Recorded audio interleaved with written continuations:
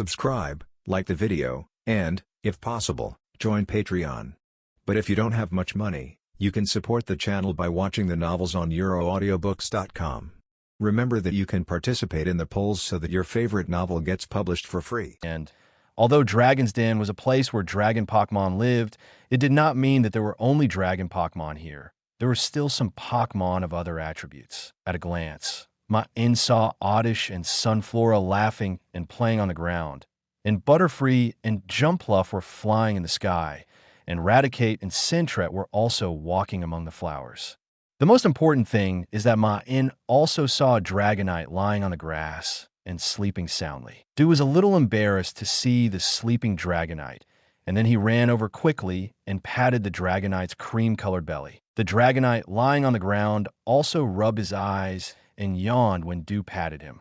However, when the sleepy Dragonite saw that it was Dew, he smelling salts came over, grinned, and waved to Dew and said hello. Facing Dragonite's kind greeting, Dew could only helplessly use his eyes to indicate the direction of the Dragon Elder. Dragonite looked in the direction of Dew's eyes, and then saw the Dragon Elder and the Dragonite with a slightly ugly face behind the Dragon Elder.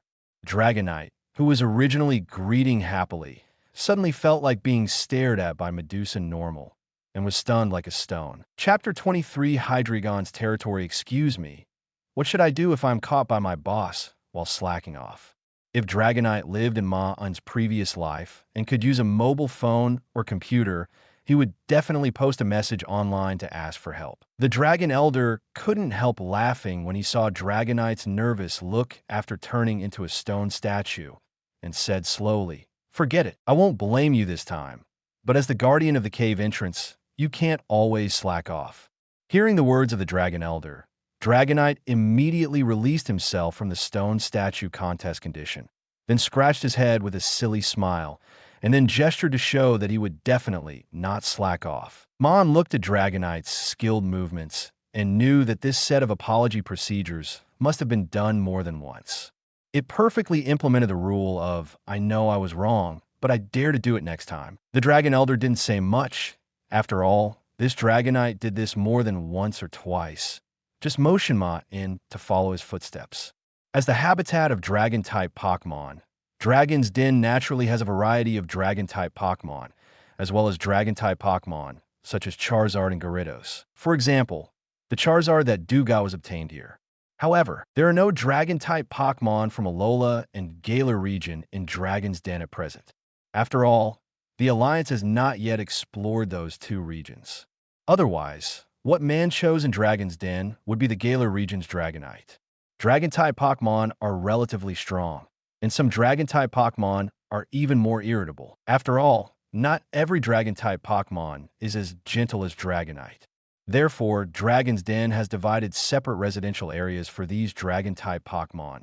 One is to prevent excessive fighting, and the other is to ensure the purity of the Dragon-type bloodline. And Maen's target Dano lives in the northeast of Dragon's Den, far away from the location of other Dragon-type Pokemon.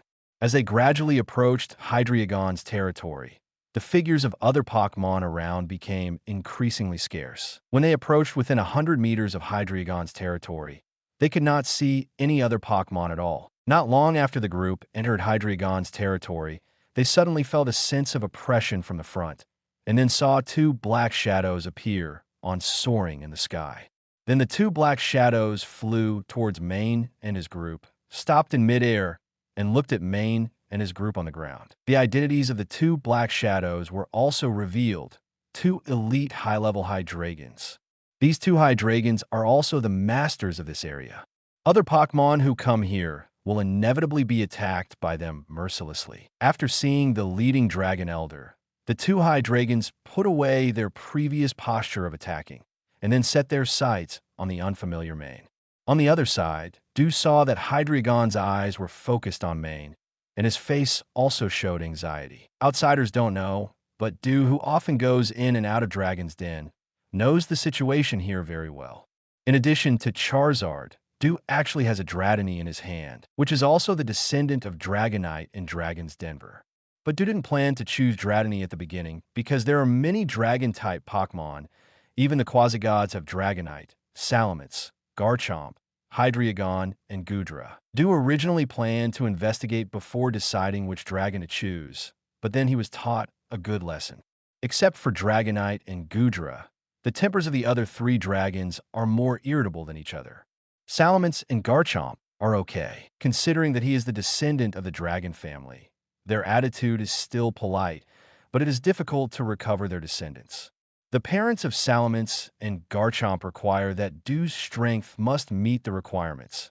Otherwise, Du will not be allowed to recover their descendants. Although Du's Charizard has reached the gym level, it still does not meet their requirements. So he can only give up these two Pokémon and choose to wait until Charizard becomes a quasi-elite before challenging. But Hydreigon has a different attitude.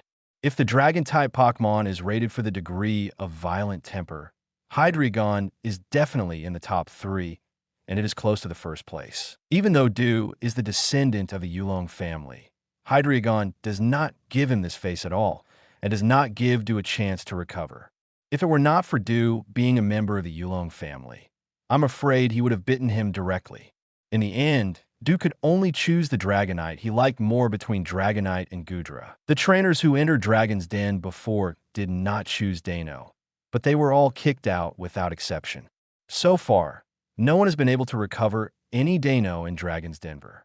So when Du saw Hydreigon locking his eyes on Maen, he couldn't help but get anxious and planned to ask the Dragon Elder for help.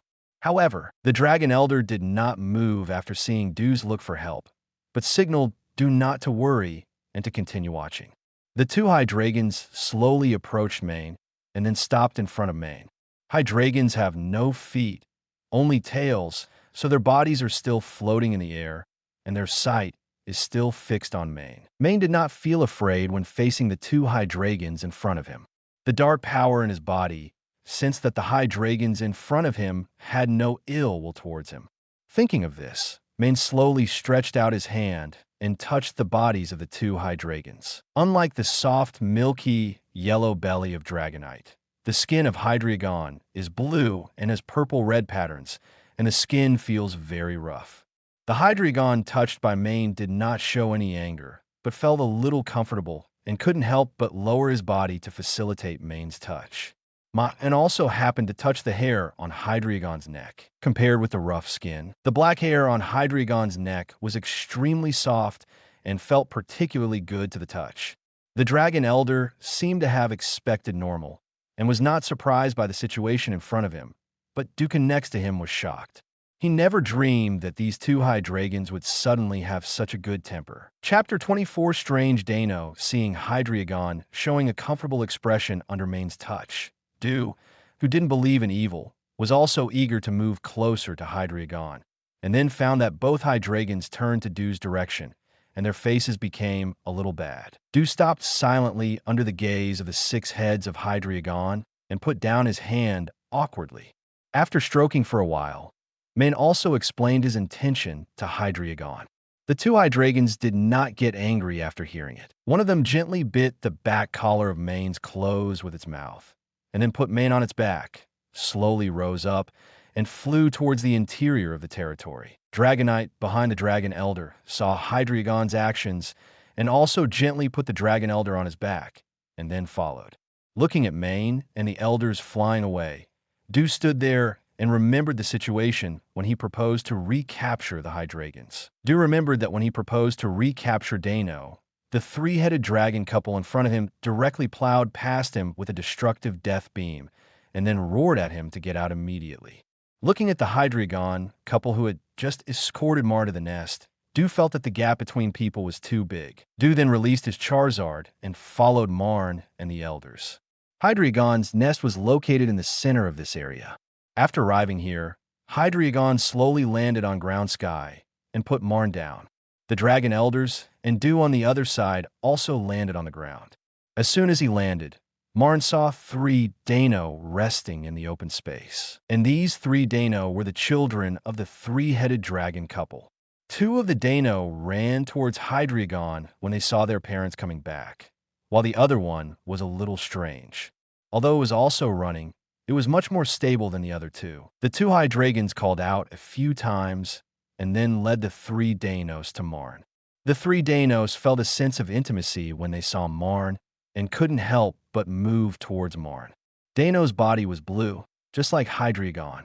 At the same time, black fur covered their eyes, extending to the position of their necks close to their limbs. And unlike the final evolution Hydreigon, which had no feet, Dano was on all fours, and the black fur on the top of its head had a pointed bulge. Dano's eyes were covered with black fur, and their vision was infinitely close to zero, which led to their very sensitive sense of smell. In addition to poor vision and sensitive sense of smell, Dano also had a problem. That is, they liked to bite things. So two of the Danos poked their heads in front of Maen, and then kept moving their noses, and then suddenly opened their mouths and bit towards Maen, thinking it was something delicious. However, just when the mouth was halfway extended, the Hydreigon parents next to it patted the head and stopped the action of biting. The third Dano, who was steady, just now attracted Maen's attention. Unlike the other two, this Dano did not open its mouth to bite after sniffing Kristoff for half a minute, but gently stretched out its warm tongue to lick Maen's palm, with no intention of biting at all. After getting familiar with Maen's smell, the Hydreigon couple let the Dano move freely. The two Danos ran around happily on the ground, and even curiously planned to bite the watermelon next to them. Only the Dano with strange behavior at the beginning did not move, but lay down beside Maen, quietly looking like a piece of mind. The three unusual actions naturally attracted Maen's attention, and he couldn't help but be curious. In addition, the Hydreigon couple naturally agreed to let Maen take a Dano away, but as parents, they also made the only request, that is, to obtain Dano's own consent. Otherwise, no matter how much they like Maen, they can't let it take the child away. Maen's first target at the moment is definitely this strange Dano. However, this is Maen's first time in Dragon's Den, and he doesn't know much about the situation here, so he looks at the Dragon Elder behind him. If anyone knows Dragon's Den best, it is naturally the Dragon Elder in front of him. The Dragon Elder naturally saw Maen's sight, and he also knew a little about the strange Dano, and a strange expression appeared on his face. Seeing the Elder's strange expression, Maen's heart tightened, and he asked softly, "Elder, is there something wrong with this Dano's personality? Don't want to fight. Maen wants the three-headed dragon to train it to fight. If it doesn't want to fight and train in character, then Maen naturally can't force Pokemon. Don't worry about this. That Pokemon doesn't dislike fighting. You can use your power to ask it about the specific situation." The Dragon Elder directly acted as a riddle man and told Maen to find the answer himself. Maen naturally knew that his ability had been discovered, but he was not surprised. After all, if he often used the power of darkness, there would definitely be traces on his body, and it would be impossible to hide it from the Dragon Elder. Du must have felt something, but after fighting side by side with Maen, he had already regarded Maen as a friend, so it was naturally impossible for him to explore his friend's secrets. Maen put his hand on Dano's head and used the power of darkness in his body to communicate with Dano. Although the power of darkness cannot communicate directly like telepathy normal, it can still communicate with Pokemon's general emotions and normal communication. As Maen asked why Dano's previous behavior was so strange, Maen's face gradually showed the same strange expression as the Dragon Elder just now. After confirming that Dano did not dislike fighting, Maen put down his hand on Dano's head and solemnly said to Dano in front of him, "Dano, are you willing to travel with me?" The Hydreigon couple, the Dragon Elder, and Du all looked at Dano in front of Maen curiously, waiting for Dano's answer. Chapter 25. Dano, am a smart dragon under the gaze of Pokemon and Maen. Dano smiled and nodded. Seeing Dano agreed, Maen excitedly hugged Dano's head and stroked it gently. Haunter, who was hiding in the shadow, also happily emerged from the shadow and flew around Maen and Dano. The reason why Haunter was happy was very simple.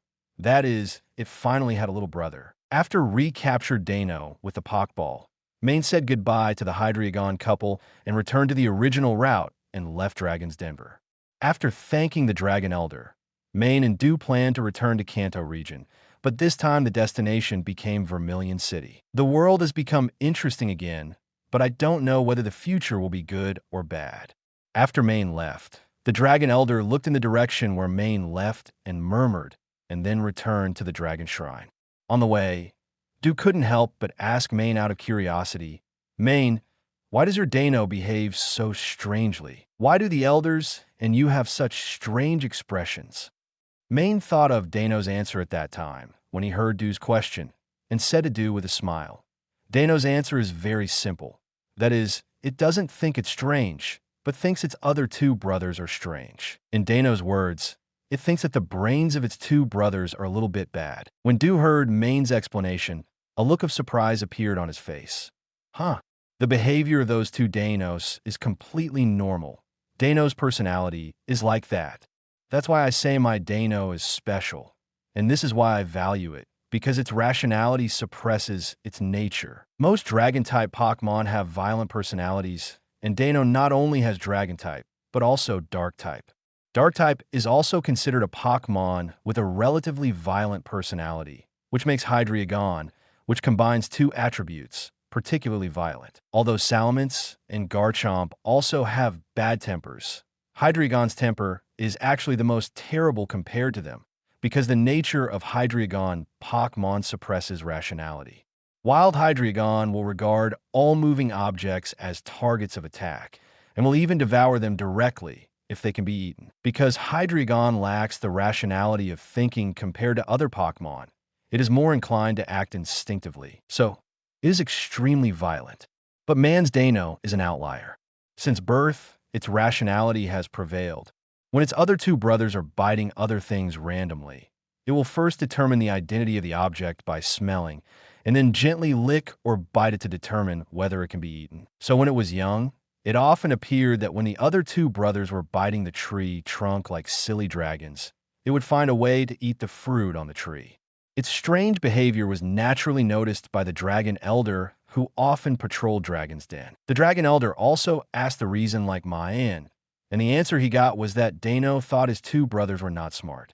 When the Dragon Elder heard this answer, his face became very strange. He looked at Dano's contemptuous expression when he looked at his brothers, and really wanted to tell Dano that it was not his two brothers who were strange, but that he was the special one. "Maen, this Dano has never been crazy. He usually eats normally, then finds ways to practice, then rests peacefully, and then looks at his two brothers playing like fools like melon-eating dragons. In daily life, Dano often thinks about how to train himself, and also thinks about what the outside world looks like. Compared with his brothers who only know how to eat, drink, and play, his inner covet wants to see the outside world. Until he met Maen today, he knew that the person in front of him was the trainer he was waiting for. So, when Maen asked if he was willing to travel with him, he agreed without hesitation. Dano is a smart dragon that became stronger through traveling in covet. After arriving in Vermilion City, Du said goodbye to Maen. After all, as an investigator, he usually had tasks to do. Maen stayed at the Pokemon Center in Vermilion City and rented a training room separately. After testing Dano, a data file of Dano was created on Pokédex.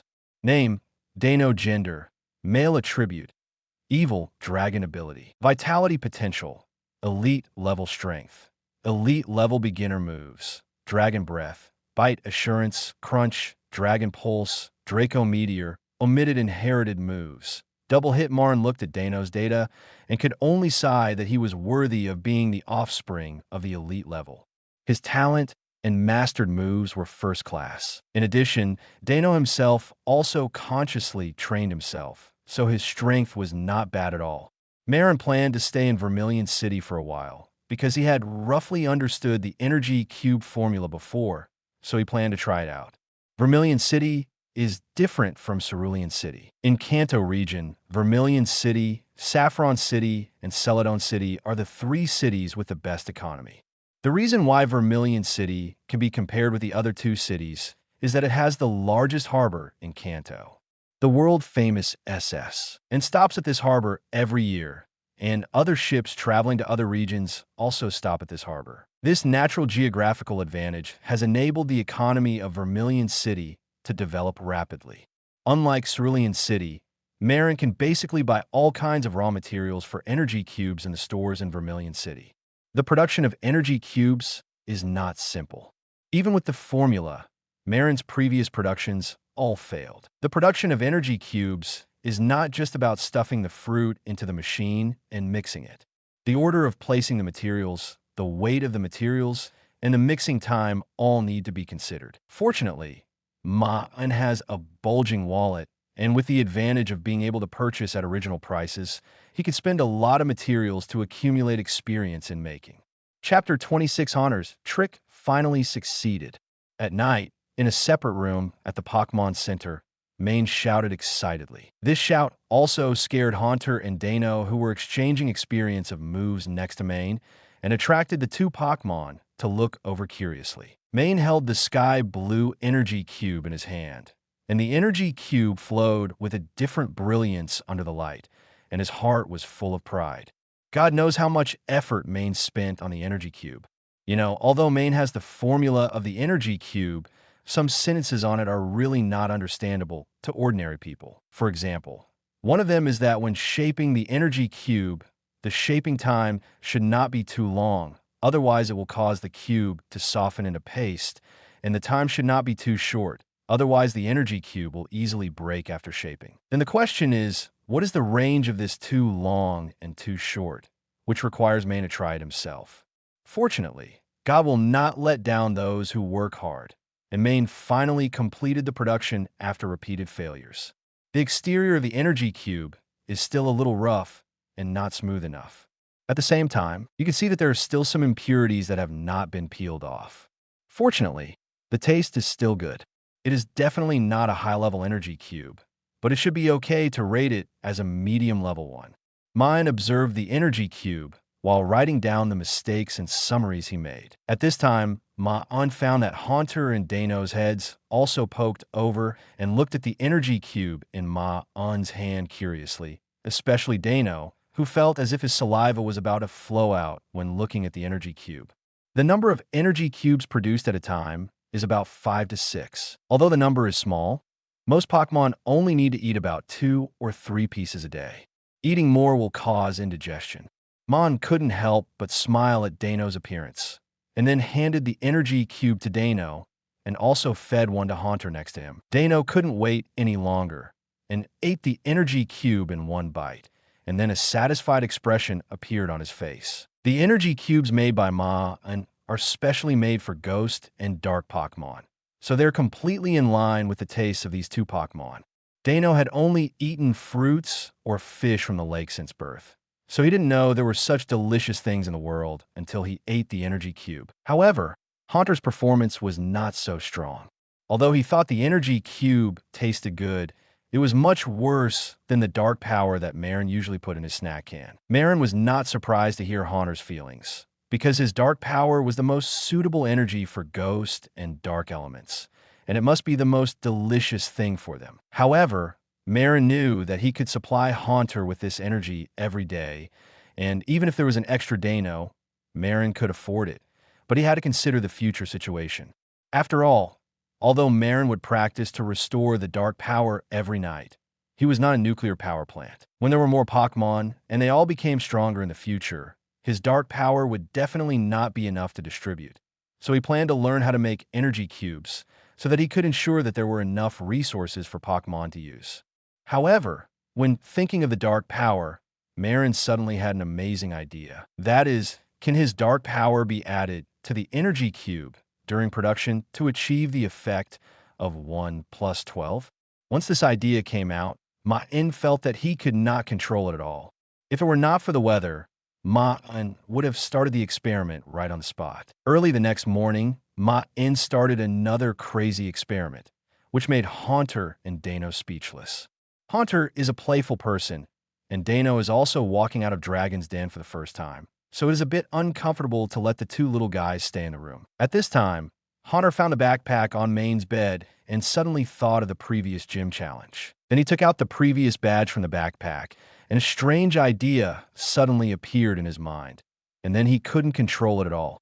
Haunter looked at Maen, who was studying the energy block in the room, and then gently came to Dano, who was looking at the scenery outside the window, and said a few words to Dano. At first, Dano's expression was a little embarrassed, but then as Haunter continued to bewitch him, his expression on his face became eager to try, and then they came together to discuss the plan. Maen, who was studying the energy block, had no idea what his two children were thinking and was still concentrating on studying how to merge the dark power with the energy block. "What's wrong, Haunter? Want to go for a walk?" "Go ahead, but be careful not to be noticed." "Yeah." As Haunter left the room, Maen continued to devote himself to his research. Haunter went out and came to soaring in the sky above the street, then took out a pockball from his mouth and tossed it proudly in his hand. Vermilion City, Vermilion Gym.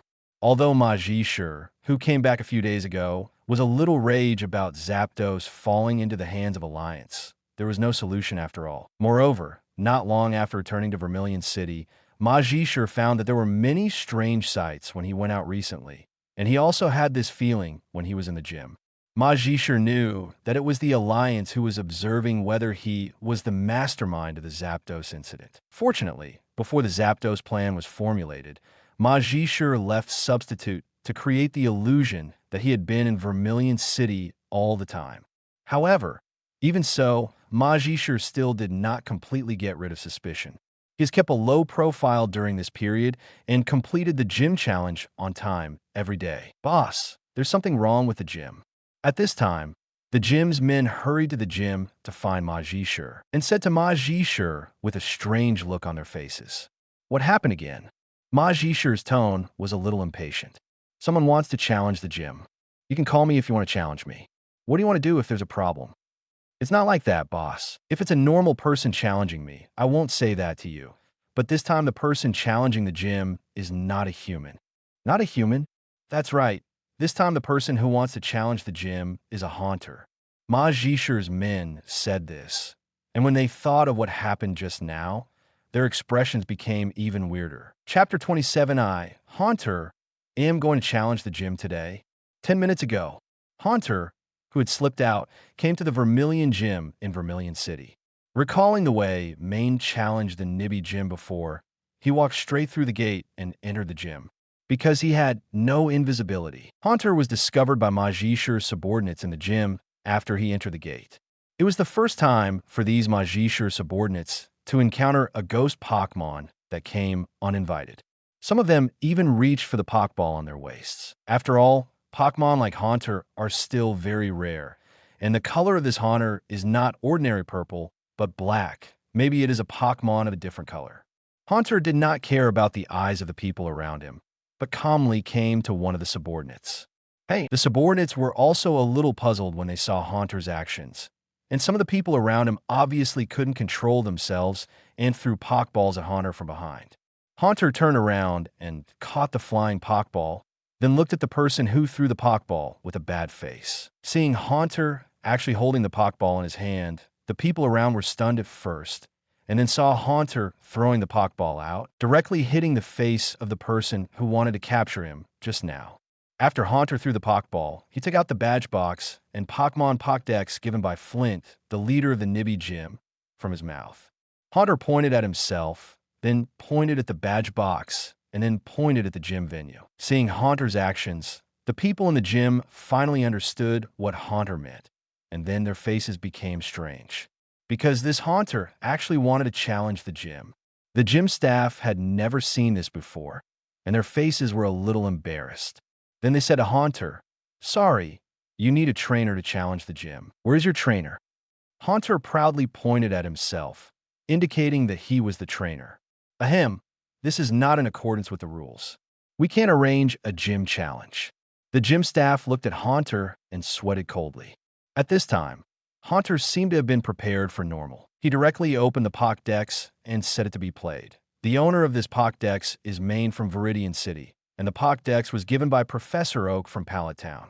The staff's expression on his face became more helpless when he heard the Pokédex's playback. Although he didn't know who Maen was, Professor Oak from Pallet Town was well known, which meant that Haunter's trainer must be very important. If he offended him, he would be the one who would suffer. Even if there's a Pokédex, it won't work. Your trainer can just come here. Go call your trainer. The holder of this Pokédex is... Haunter seemed to have not heard the staff's words, normal, and continued to play the sound of Pokédex. It really can't work. Our gym has rules. The holder of this Pokédex is... Okay, don't play it. I'll go ask our gym owner. The staff finally couldn't help it. This kind of headache should be handed over to their boss. Then there was a scene in Ma Jisher's office. Ma Jisher also showed a rage expression on his face when he heard the report from his subordinates.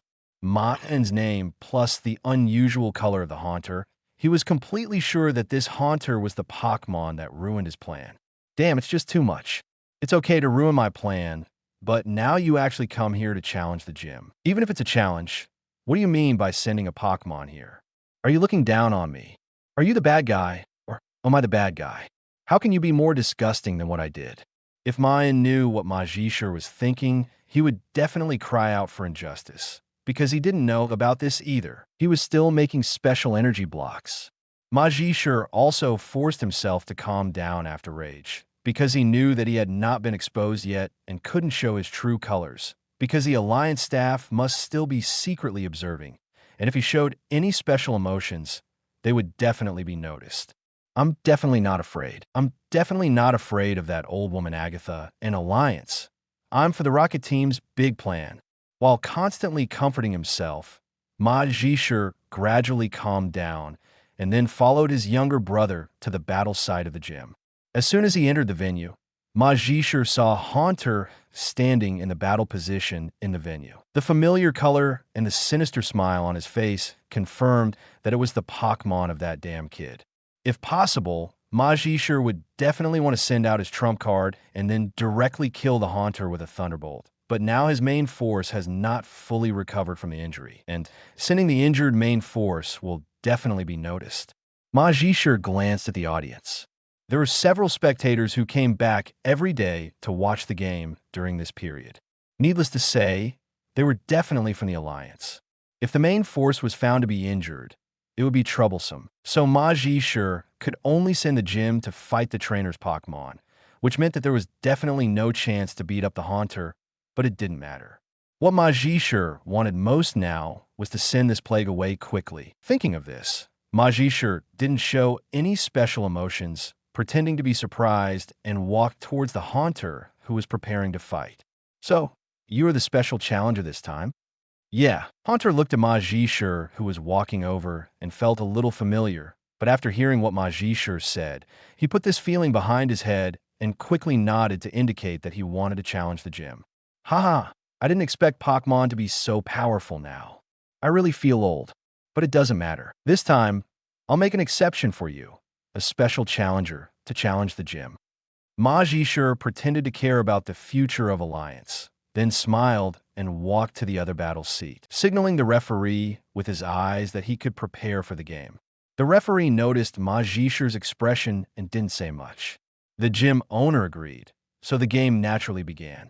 Vermilion City Gym Challenge. Gym owner Ma Jisher versus Haunter, limited to one Pokémon in battle.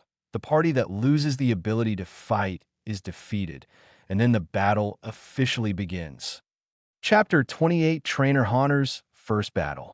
As the referee announced the start of the battle, Ma Jisher also released his Pokémon, an Elite Raichu. Ma Jisher himself had 2 sets of lineups, and more than half of the Pokémon were overlapping. At the same time, he had been hiding his strength from outsiders, in order to give outsiders the illusion that his Pokémon was not injured. Ma Jisher looked at the Haunter in front of him, and a flash of hatred flashed across his face. He was confident that he could use his command to teach the Haunter in front of him a lesson. After all, Pokémon battles with and without trainer command are 2 different concepts. Then Ma Jisher saw that the Haunter on the opposite side had not entered the venue, but after making a strange pause, he directly put his hand in his mouth, then took out a Pokeball and threw it towards the venue. Ma Jisher said, "What are you doing? Aren't you fighting? What do you mean by throwing the ball? Wait, you don't want to command." Then Ma Jisher knew that his guess was right, and a Dano jumped out directly from the Pokeball thrown by Haunter. Dragon-type, quasi-god. Both Ma Jisher and the people watching around him couldn't help but gasp. After the plan failed, Ma Jisher investigated Maen's information and got the information that Maen was a rookie who had just started traveling not long ago, and the only Pokémon he had was Haunter.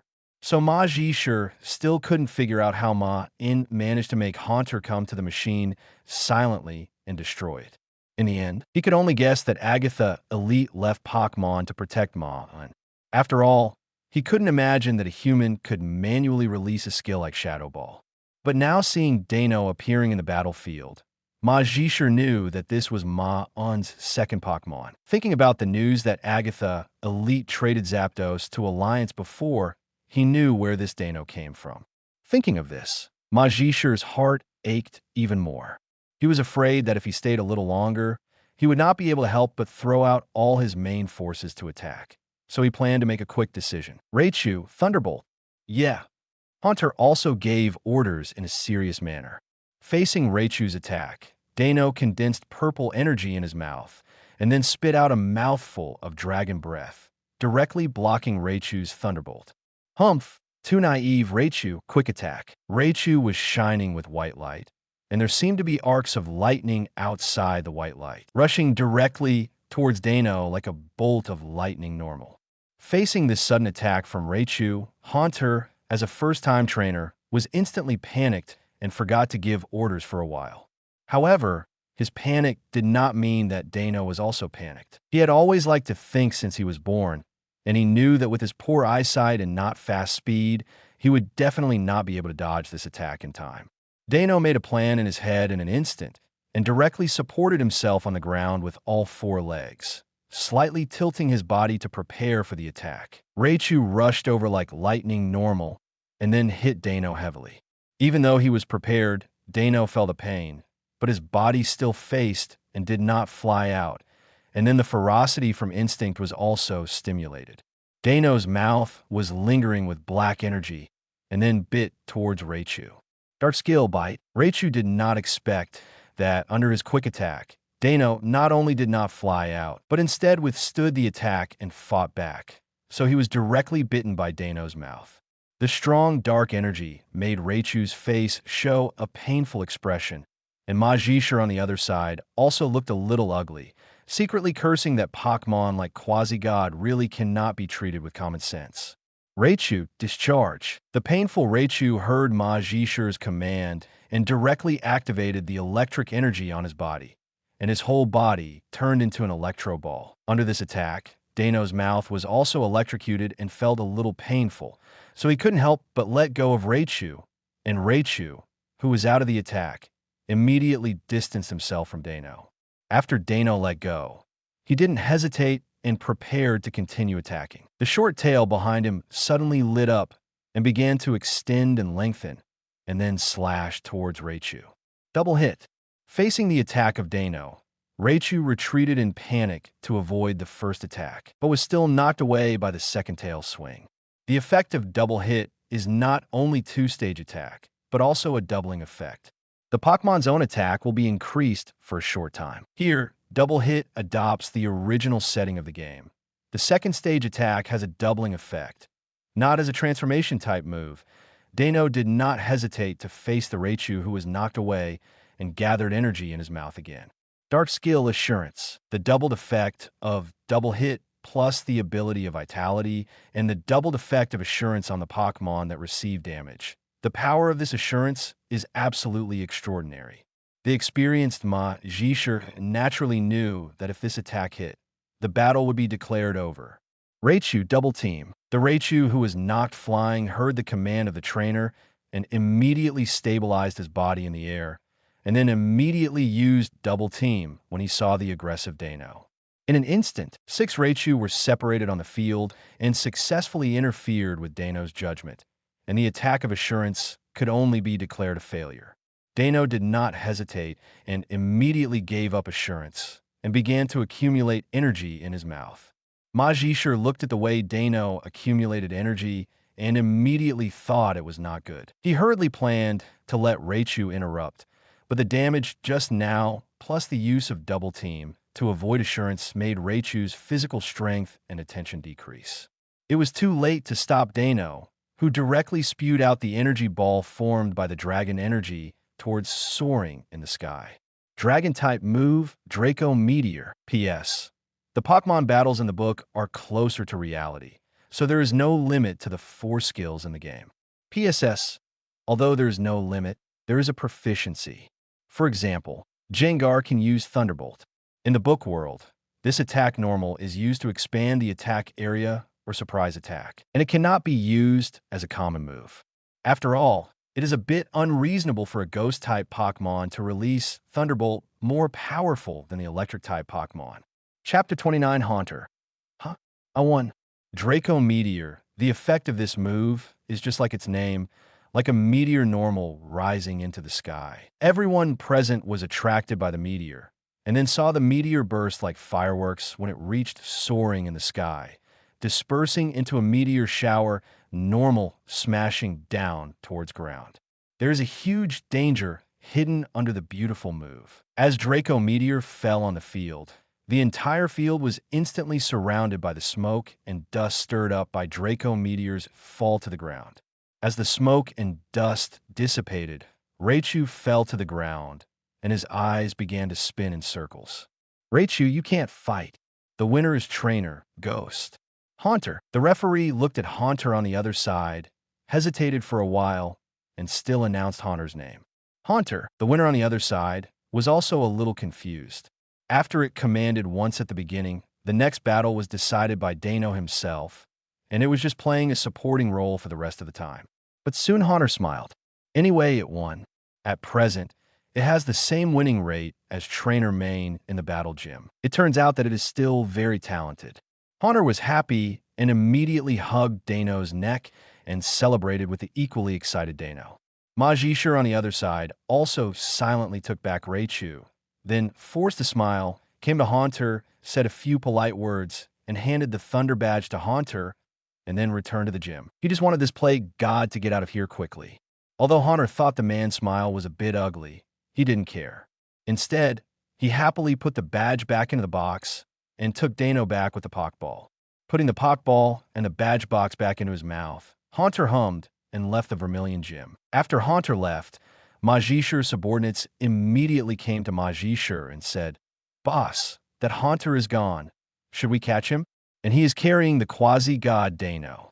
The subordinates around Majishur are all members of Team Rocket. For them, snatching other people's Pokemon is a common thing, and the quasi-god's Captivate is really too big. When mentioning Dano, these people couldn't help showing greedy looks on their faces. Grab, grab, grab, grab, grab for nothing. No one is allowed to go find that Haunter. Majishur was furious when he heard his subordinates' words. He wanted to stay away from that plague god, but his subordinates let him deliver it to the door. "But boss, just let that Haunter go." The younger brother was still a little unwilling. The Haunter trainer is the grandson of Agatha Elite. You could try to snatch the Haunter. Let's not talk about whether you can beat the Haunter. Even if you snatch it, you won't live long. After hearing the name Agatha Elite, Majishur's subordinates shuddered all over and then fell silent. No one dared to mention snatching the Haunter. After all, Maen's identity was only known to the top leaders. It was the first time that Majishur's subordinates heard that Maen was the grandson of Agatha Elite. All the previous thoughts were immediately thrown out of their minds, because the deterrence of the Orange Elite in the Kanto region has reached its peak recently, especially for those dark forces. The fate of the Cerulean City Black organization just now is still vivid in their minds. On the other side, the Haunter who happily returned to the Pokemon Center came to the door of the bedroom, gently penetrated the wall, and then sneakily planned to investigate first. However, Haunter had just half entered the room when he saw Maen folding his arms and looking at it leisurely. "Geez." Haunter froze in his tracks when he saw Maen's teasing expression on his face. "What's wrong, Haunter? You look very nervous. If you have anything on your mind, tell me, a trainer. After all, it is the responsibility of every trainer to care for the physical and mental health of Pokemon." While speaking, Maen grabbed half of Haunter's body and pulled it out of the wall. "Can you explain where my Pokemon Pokédex, Badge Box, and Dano's Pokeball are?" While studying the energy cube, Maen noticed that the backpack on the bed had been flipped while he was going to the bathroom, and then he realized that the things were missing. Only Ghost-type Pokemon can take things away silently, but Maen's dark power does not feel anything, which means it is not an external reason, but someone took it away from the inside. There is only one possible criminal, his own Haunter. In the face of Maen's question, Haunter could only explain the whole process of the matter with words and gestures. Maen listened to Haunter's words, and his expression became more and more strange. After a few seconds of silence, he slowly said, "You mean you and Dano feel a little bored in the house? So, as the eldest brother, you want to take Dano out for a walk and then challenge the gym in Vermilion City and win?" "Yeah." Seeing Haunter's affirmative answer, Maen began to doubt his identity as a trainer. "Am I a trainer or this Haunter?" "Yes. Why do I let my Pokemon do things like gym challenges? When did the trainer industry become so competitive? Why not only do we have to face human counterparts, but even Pokemon are trying to steal the identity of trainers? When can our human trainers stand up?" "They're so angry." Maen, who secretly complained, rubbed his forehead and asked Haunter if Majishur had any reaction. Haunter didn't know who Majishur was at first, but when he heard Ma mention that it was the gym leader, he immediately knew who it was, and then told Majishur's reaction, saying that the man was very nice and asked him to challenge the gym. But his smile was a bit ugly. Listening to Haunter's report, Maen knew that Majishur must have recognized Haunter, but due to the consequences of the Zapdos incident, he could only bear it. But it's okay. Anyway, the result of the matter is good, but Haunter still has to be punished a little, and Maen already has a direction in his mind. Chapter 30, you are finally here. Before deciding to punish Haunter, Maen went to Nurse Joy to heal Dano's injuries first. After confirming that there was no root cause of the disease, he returned to the room again. "Haunter, the punishment for you is very simple. That is, you can't eat the new snacks I made. The time limit is 1 week." Maen returned to the room and announced the punishment in front of Haunter and Dano. Hearing Haunter's punishment, Haunter didn't respond yet, and Dano on the other side started to whine. In its view, it was also an accomplice in this matter, so it naturally couldn't just punish Haunter, a Pokemon, because it was a loyal dragon. However, Haunter on the other side patted Dano on the back, and then confidently pointed his thumb at himself, indicating that you, Haunter, took all the responsibility. Anyway, it's not like it hasn't seen Maen's new snacks before, but the blue little square is not as delicious as the snacks in its own snack can. Only its own dragon brother, who has never seen the market, thinks it tastes good. Maen knew what Haunter was thinking when he saw his expression, but since Maen dared to mention this punishment, there must be a reason. "By the way, the blue cube is a thing of the past. This is my newly developed snack. Take a look," Maen said as he took out a box from his arms. After opening the box, he saw several black energy cubes placed inside. These were also energy cubes made by Maen in combination with the power of darkness. The combination of the power of darkness and the energy cube was beyond Maen's expectation. The whole process was extremely smooth. As a pure energy, the power of darkness is particularly compatible with the energy cube. Maen found the way after making it for a whole morning and successfully made it. The improved version of the energy cube is not the previous sky blue, but pure black, and it is also more rounded and bright, looking like the black block type Pearl Normal. The moment the energy cube appeared, a special fragrance came into the noses of Haunter and Dano. Dano's saliva dripped from his mouth, and Haunter on the other side also showed a look of being captivated, because this taste was more delicious than the dark power stored in his snack can. Maen smiled evilly, and then stuffed the energy cube into Dano's mouth in front of Haunter, and then calmly closed the box. Looking at Dano's intoxicated look, Haunter felt that he was deceived by the scum trainer. Oh, after Haunter screamed, he used his most skilled move against Maen Lick. Finally, after unremitting efforts, Maen surrendered first and spared Haunter's punishment. Saffron City, the most prosperous city in Kanto region, is located among Cerulean City, Celadon City, Vermilion City, and Lavender Town. Under the influence of this geographical advantage, this city is destined to be prosperous. The headquarters building of Sylph Company also stands in the center of Saffron City, and Saffron City is also the only city in Kanto region with 2 gyms. They are psychic and fighting gyms, but because of the Alliance's regulations, a city can only have one officially recognized gym. So Fighting Gym is not an official gym, so it is not eligible to issue badges. The unbelieving Fighting Gym challenges the Psychic Gym every year, but it always fails. As soon as Maen stepped into Saffron City, he felt a different style of atmosphere. Unlike the rustic atmosphere of Nibby City, the whole city of Saffron City can clearly feel the atmosphere of a modern city. And Maen not only has this impression of Saffron City is also the first city he came to when he traveled through time and space. It was here that Agatha, Elite, adopted him.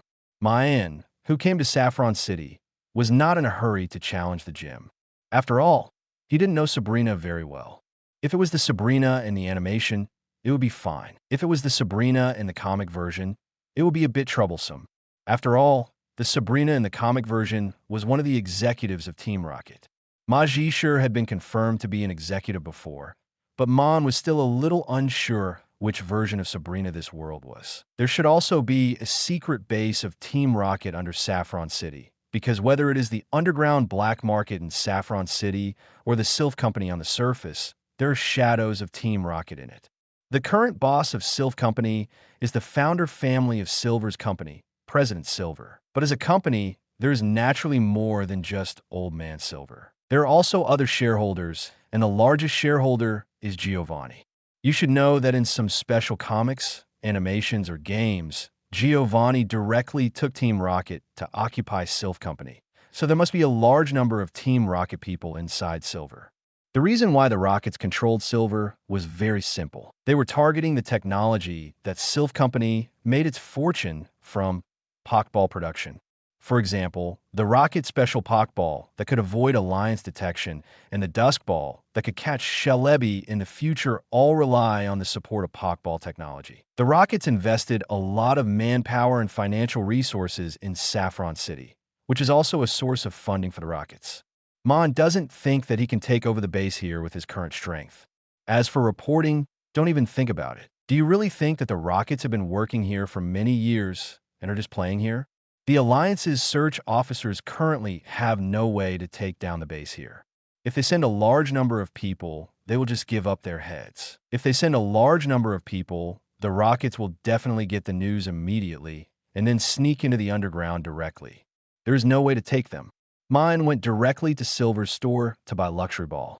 If he had other thoughts, he might as well change a more comfortable room for his Pokemon. After all, he is not short of money now. On the other side, in the Super Energy Gym in Saffron City, Sabrina, sitting on a chair holding a doll, opened her red eyes in the dark and murmured, "You are finally here."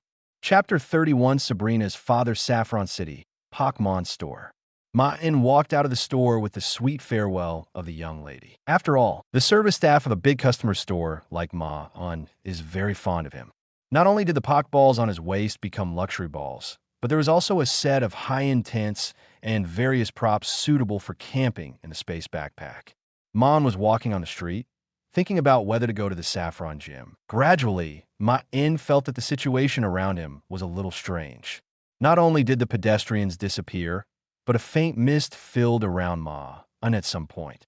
At this time, a doll in a white dress suddenly walked out of the mist slowly, looking at Maen in front of him expressionlessly. Suddenly, Maen felt a special power wrapped around Maen's body. Maen recognized the identity of the doll the moment it appeared. It was the doll that Sabrina was holding in the animation. The special power on his body should be psychic, but Maen mobilized the dark power in his body at the same time, directly defeated Sabrina's psychic, and a strange feeling all over his body disappeared. The doll on the other side saw that Maen defeated psychic without any surprise, but mechanically said, "Come to Saffron Gym, I'll wait for you there." After that, the surrounding fog dissipated and the doll disappeared instantly. Maen's face was also a little solemn. He knew that Sabrina's psychic was the strongest one in both the animation and the game, and the reason why the other party knew his existence was probably because of the ability of future sight. In the animation, Sabrina had predicted the arrival of Ash and his group, and finally recovered her emotions with the help of Ash and Haunter. Maen didn't know what the other party saw in future sight, but since Sabrina had invited him, Maen would naturally not refuse, and prepared to go to Saffron Gym to see this psychic master. At this moment, Maen suddenly felt the energy fluctuation behind him. Without hesitation, he condensed the shadow ball in his hand, and quickly turned around to launch an attack. Wait, I have no ill intentions. A bearded man appeared behind Maen without knowing when, and hurriedly waved his hand to indicate that he had no ill intentions. Maen quickly sensed the residual psychic in the man, and since the other party could appear behind him silently, it meant that the other party should also be a psychic, and the only man with this ability in Saffron City was Sabrina's father. Seeing Maen put away the shadow ball, the man couldn't help but wipe the cold sweat from his head, and then said in a begging tone, "I originally wanted to persuade you not to go to the Saffron Gym, but now it seems that I was being self-indulgent. Your ability is not worse than Sabrina's, so I beg you to help Sabrina find herself again. Why you ask me for help? As Sabrina's father, shouldn't you take more responsibility? I can't do it. My psychic is not as good as Sabrina's. Are you kidding me? I don't believe that you can't deal with Sabrina with your strength." Maen was speechless when he heard what Sabrina's father said. If Sabrina's father is indeed not as good as Sabrina in psychic, but as a trainer, he is definitely stronger than Sabrina. You should know that the owner of the Saffron Gym before was this man in front of him, and facing the fighting gym next door, which was eyeing it covetously, it was Sabrina's father who dealt with it before Sabrina became the owner. The Pokemon under Sabrina's father, who could become a gym leader, are definitely not weak. With a psychic as a helper, Maen doesn't believe that he can't deal with Sabrina. Sabrina's father was silent after hearing Maen's words, and then said with helplessness and regret, "I can't do this. I have to take a big responsibility for Sabrina's current situation. If I defeat Sabrina in this way again, I'm afraid Sabrina's humanity will never be recalled." And more people are approaching Sabrina recently. I'm worried that Sabrina will join that organization, and then there will be no way back. Sabrina's father's expression became serious when he said this. Organization? Could it be? Maen's face was also surprised when he heard this. Ah, yes, it's the largest black organization in Kanto region, Team Rocket. They started trying to contact Sabrina some time ago, and it seems that they intend to invite Sabrina to join them. However, I have cleared out those who are trying to contact them from the outside, but there are always times when I can't defend myself. Sabrina may be bewitched by them to join Team Rocket. If Sabrina joins Team Rocket, her remaining humanity may really fall into darkness.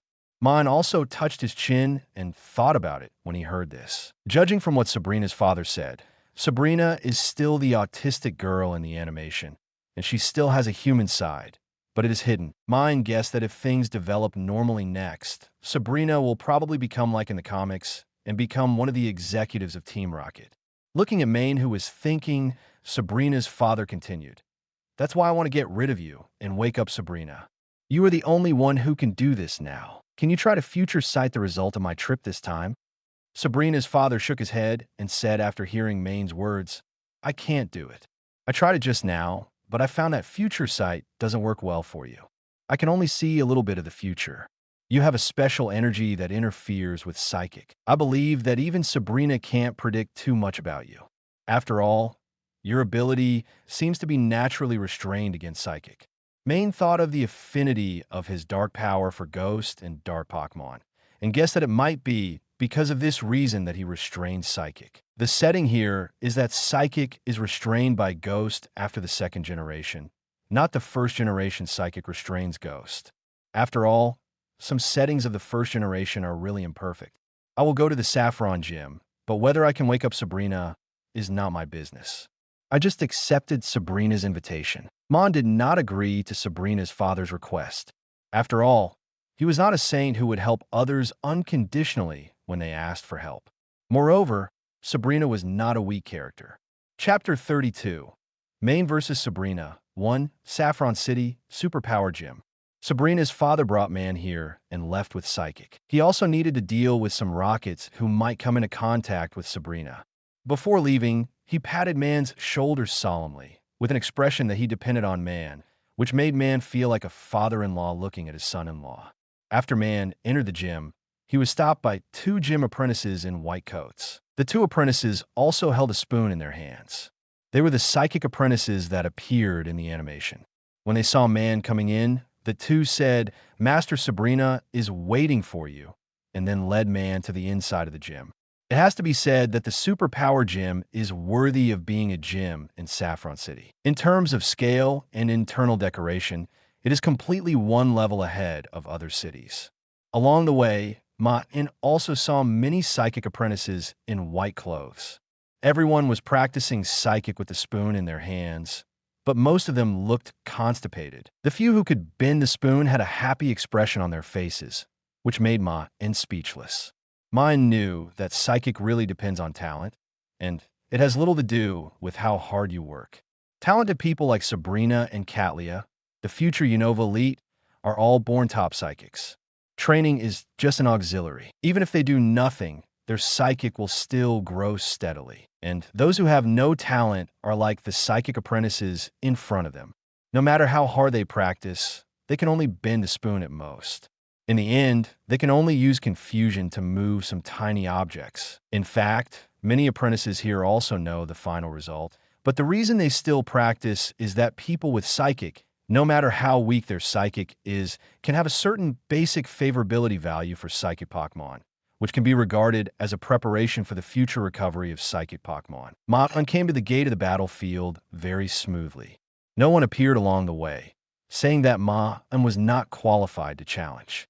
After all, Sabrina was like the Demon King normal in this gym. As long as Sabrina gave orders, others would obey. Before Maen pushed the gate open, it opened automatically, and then Maen saw Sabrina sitting on a chair holding a doll. "You are finally here." The doll in Sabrina's hand opened its mouth, and a voice without emotion came slowly.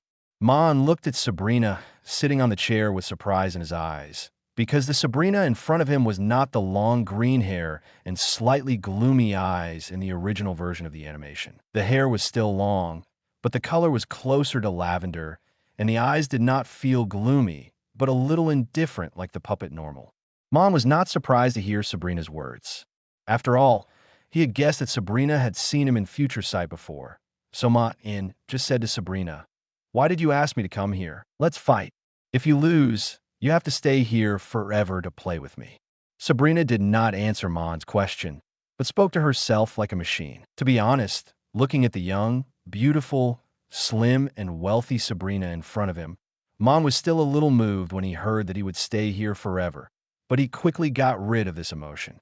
After all, he was going to become a legendary trainer. How could he be captivated? Maen knew that if he didn't let Sabrina regain her humanity, no matter how much he said, it would be useless. But fortunately, he had been prepared. "Haunter, it's up to you." Sabrina, sitting on the chair, turned her head slightly and looked to the other side, and saw a Haunter floating beside her at some point, and then began to make all kinds of strange faces.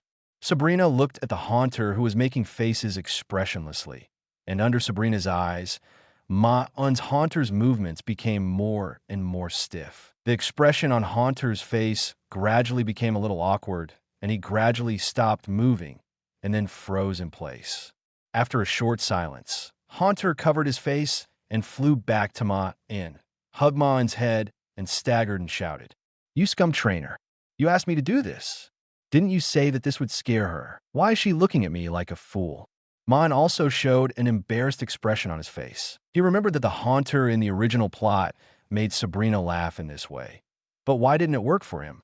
Maen thought that the Haunter in the plot seemed to watch comedy shows frequently and had a foundation, unlike his own Haunter, who only knew how to eat and drink. Thinking of this, Maen concluded that it was not his plan that had problems, but his own Haunter was not moving. "Enough of the jokes. Can we start the battle?" Sabrina's emotionless voice came again. Maen knew that since the trick didn't work, he could only fight head-on, and he had already prepared for it. Haunter stood on the side of the battle with a serious face. He had lost a lot of face just now, and now he had to get back into battle. On the other side, Sabrina saw Maen preparing for the battle, and the doll threw out a Pokeball in her arms, and the Pokemon release was Abra. Abra's strength was only at the senior level, and it was basically impossible for her to win against the attribute-restrained Haunter, but those who had already understood the plot knew that Sabrina was about to start cheating. Sure enough, as Sabrina's eyes turned red, Abra's eyes, which had been squinting, slowly opened, revealing a red pupil. Sabrina's psychic talent was already one of the best, and coupled with her obsession with training psychic when she was a child, Sabrina's psychic was now more amazing than most psychic Pokemon. Under the blessing of this powerful psychic, Abra directly bloomed with the light of evolution. After the light, Abra directly evolved into Yangela on the spot, and its strength instantly climbed to the elite level. Sabrina still released Psychic and used Psychic to bless Yangela, so that even under the condition of attribute restraint, Yangela's strength is far more terrifying than normal. At this time, it also announced that the battle between Maen and Sabrina officially began. Chapter 33, Maen vs. Sabrina 2, Haunter, Mean Look. Maen gave the command at the moment the battle began. Whether it is a gym battle or a wild battle, the biggest advantage of Psychic Pokemon is the ability of Teleport. If you don't find a way to solve this trick, then most of the moves will probably not hit under the powerful perception of Psychic Pokemon. Haunter's eyes surged with haze, and the eyes under haze became extremely red. Under this gaze, the opposite Yangela felt as if something was locked on normal, and his body became stiff. From now on, the teleport skill has been imprisoned. Psyshock. Sabrina's cold voice came. Yangela instantly felt a psychic blessing on his body, and the stiffness was relieved a lot. Then he released a powerful psychic towards Haunter, and blue ripples attacked Haunter. Dark Pulse. Black smoke burst out from Haunter's body, colliding with blue waves in the air. After a brief stalemate, it instantly suppressed Psyshock and spread directly towards Yangela.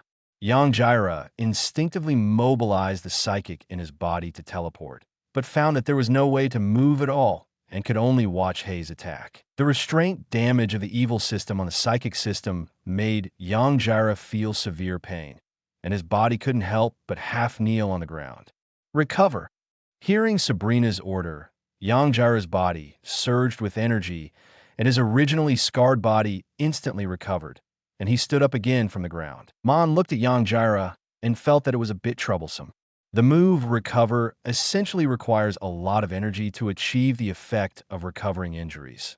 But the problem is that this Yangela has Sabrina constantly replenishing Psychic for it, which is equivalent to fighting with a giant charged treasure. After a battle, Recover could be released n times.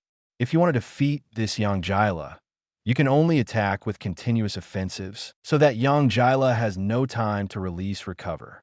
Haunter, Shadow Ball Suppression. Haunter gathered energy in both hands and directly fired a Shadow Ball in each hand towards Yangela one after another. This is also the result of Maen and Haunter's special training. The Shadow Ball, originally fired with both hands, can be used with one hand. Although the power is slightly reduced, the suppression ability is greatly improved. Confusion. Yangela's eyes turned red, and confusion wrapped around the flying Shadow Ball, but because of the attribute restraint, it could not stop the Shadow Ball. At this time, Sabrina suddenly erupted with Psychic again, and Yangela's strength was further improved, directly jumping from the elite beginner to the elite advanced level. The confusion released at the same time successfully stopped the Shadow Ball in the air, and then used confusion to control the Shadow Ball to attack Haunter in turn. Haunter was hit by Shadow Ball without any preparation, and his body flew out involuntarily. After all, Ghost is restrained by the main system. Although the two Shadow Balls were deliberately reduced in power, the damage was not light.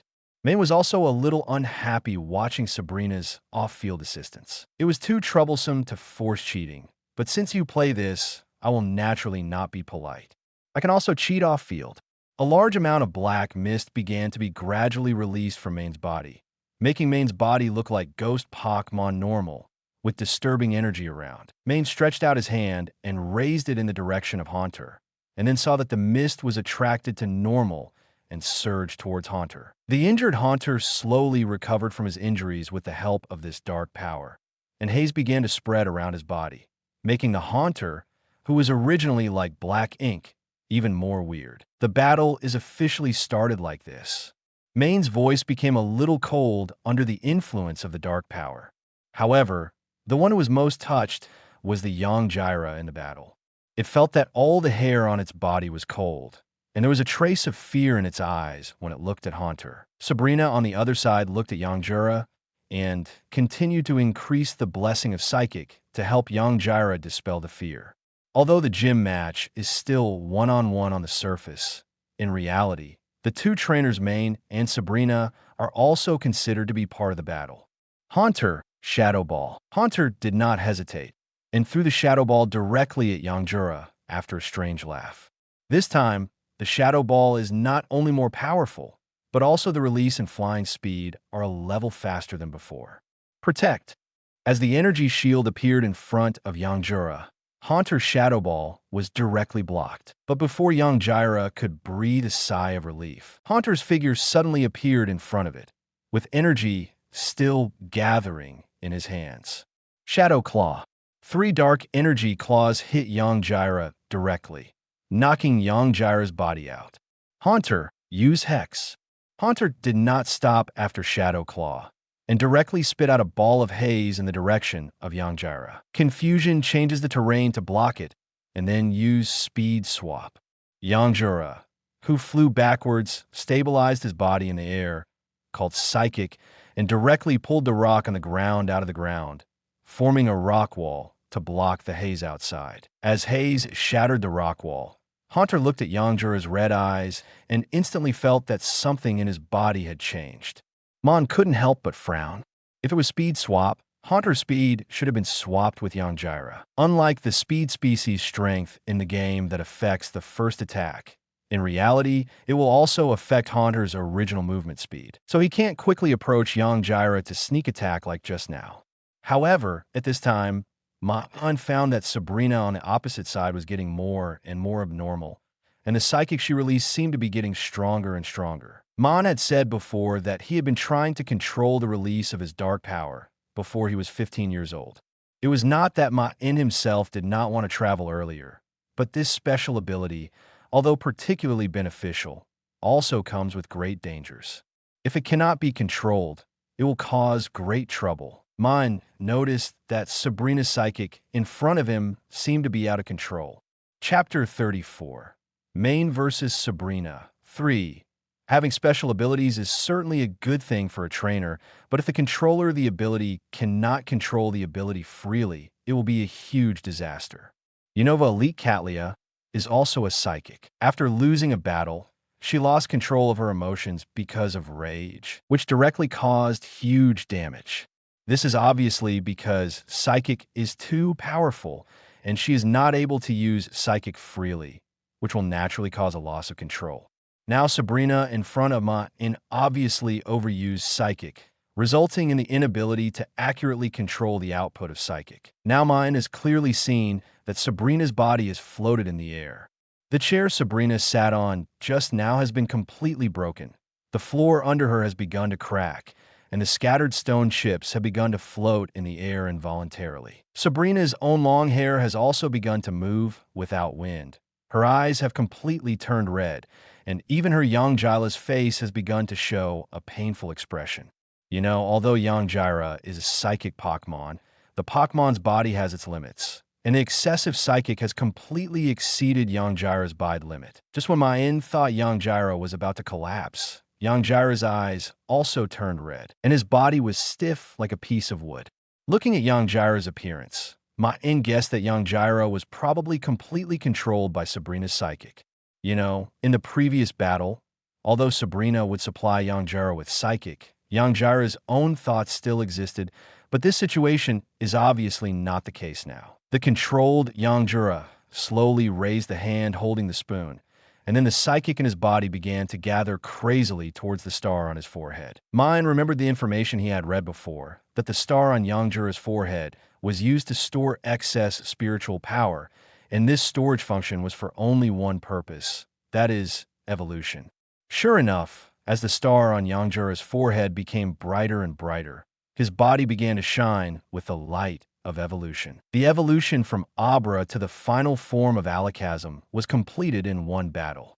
The evolved Alakazam had left the ground and was slowly floating in the air. However, what annoyed Maen the most was that Alakazam's eyes were still red, which proved that even after the evolution, it still had not escaped Sabrina's control.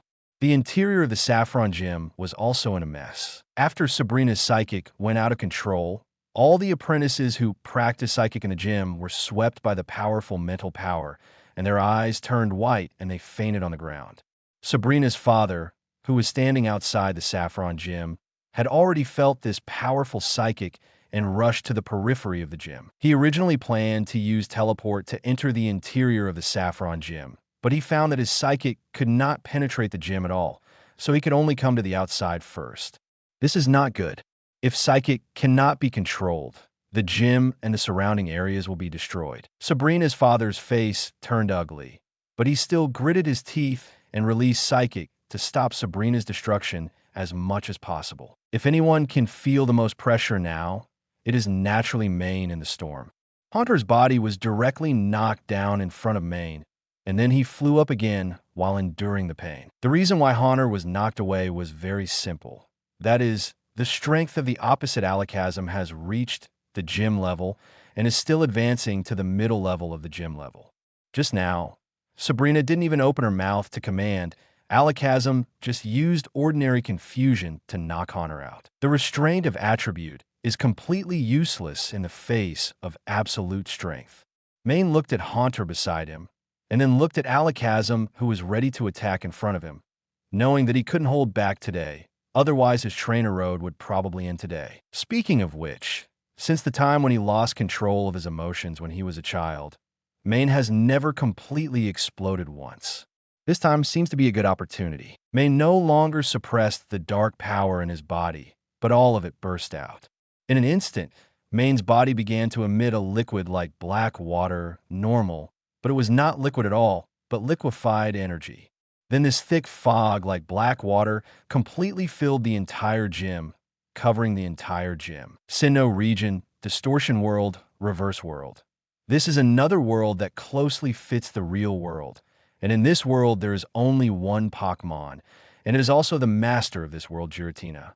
At the moment when Maen exploded, Giratina suddenly turned her head and looked up as if she had sensed a special energy. At the same time, somewhere in the Kanto region, in a shadow, a small Pokemon with a body like a normal made of gray, smoke suddenly emerged from the shadow. Fantasy beast Marshadao sensed a special energy bursting out in the distance, and this energy was so comfortable to sense. Marshadao looked at the energy bursting in the distance with a hesitant look. As the messenger of Ho-Oh, it can't leave its post without permission. No, the trainer hasn't got the Ho-Oh feather yet, so my work hasn't started yet. So it's okay for me to go and take a look. Master Ho-Oh won't blame me. I'm really smart. Ovio, after hesitating in his heart, Marshadao convinced himself directly, then sneaked into the shadow and headed towards the place where the energy burst. Inside the Saffron Gym, Maen, who was in the center of the vortex, naturally didn't know that he had been noticed by Pokemon. Now he was fighting Sabrina with all his strength. At this time, a large amount of haze began to flow into Maen's Haunter. This liquefied energy would probably poison other Pokemon of other attributes if they inhaled it, but it was pure energy for Ghost and Dark Pokemon. Maen's Dano had come out of the Pokeball at some point, standing in the corner of the gym and slowly absorbing the energy. Haunter, which absorbed more energy, slowly emitted a white light. Haunter is about to start evolving. Chapter 35 Winner. Maen, as the light of evolution disappeared, Haunter finally evolved into Gengar. After becoming Gengar, the color was still not dark purple, but pure black like Haunter before, and the familiar smirk was still on his face. Although Maen was happy that he evolved into Gengar, he was still a little surprised. After all, he had not planned to evolve Haunter before, at least not now. The evolution of Pokemon not only changes in form, but also in strength. For example, Maen's Gengar has also reached the gym level, which sounds like a good thing. But in fact, the timing of evolution is also very critical. Maen's plan is to lay a good foundation before Haunter evolves, so as to ensure that there will be no problems with the improvement after evolution. The 3 Dusk Stones knocked from Alliance before were prepared to lay a good foundation for Haunter. However, the current situation also forced Maen to do this, and he could only use more resources to make up for Gengar afterwards. Of course, The most important thing is to defeat Sabrina's alakazam, and it must be done quickly. Maen looked at the shaking saffron gem and knew that time was running out. Shadow Ball. Jengar laughed wickedly and raised his hands above his head. A huge shadow ball quickly gathered. After Maen's burst of power, the environment here is now considered a home field for Jengar. The huge shadow ball that needed time to accumulate energy before it could be released can now be condensed in just a moment. The shadow ball quickly flew towards Alakazam. Facing the flying shadow ball, Alakazam directly used confusion to form a barrier in front of him to block it. But Jengar's attack has not ended yet. After sending out the shadow ball, Maen's next command arrived. Phantom Force. Unlike the 2-round activation in the game, Phantom Force also requires Stockpile to activate in reality. But like the previous Shadow Ball, Jengar now does not need to accumulate energy at all. The dark power that Maen left on the field can be used by Jengar at any time. After launching Shadow Ball, Jengar's figure slowly disappeared in the air, and his whole body entered the alien space. Then, when Alakazam used confusion to resist Shadow Ball, Jengar's figure had already appeared behind Alakazam, and then he punched Alakazam's back with a punch with the ghost energy in his hand. If it was Sabrina in Smelling Salt's contest condition, she would have commanded Alakazam to dodge or defend, but now Alakazam has been completely controlled by Sabrina, and Sabrina's psychic is out of control, and now all actions are unconscious and instinctive. Use Shadow Ball with all your strength. Following Maen's command, Jengar began to gather dark energy frantically above his head, and the size of Shadow Ball became larger and larger, and finally gathered into a size like a small meteorite, and then threw it towards Alakazam. Maen looked at the huge Shadow Ball and sighed that Shadow Ball should be renamed Spirit Bomb. The Shadow Ball smashed straight at Alakazam on the field.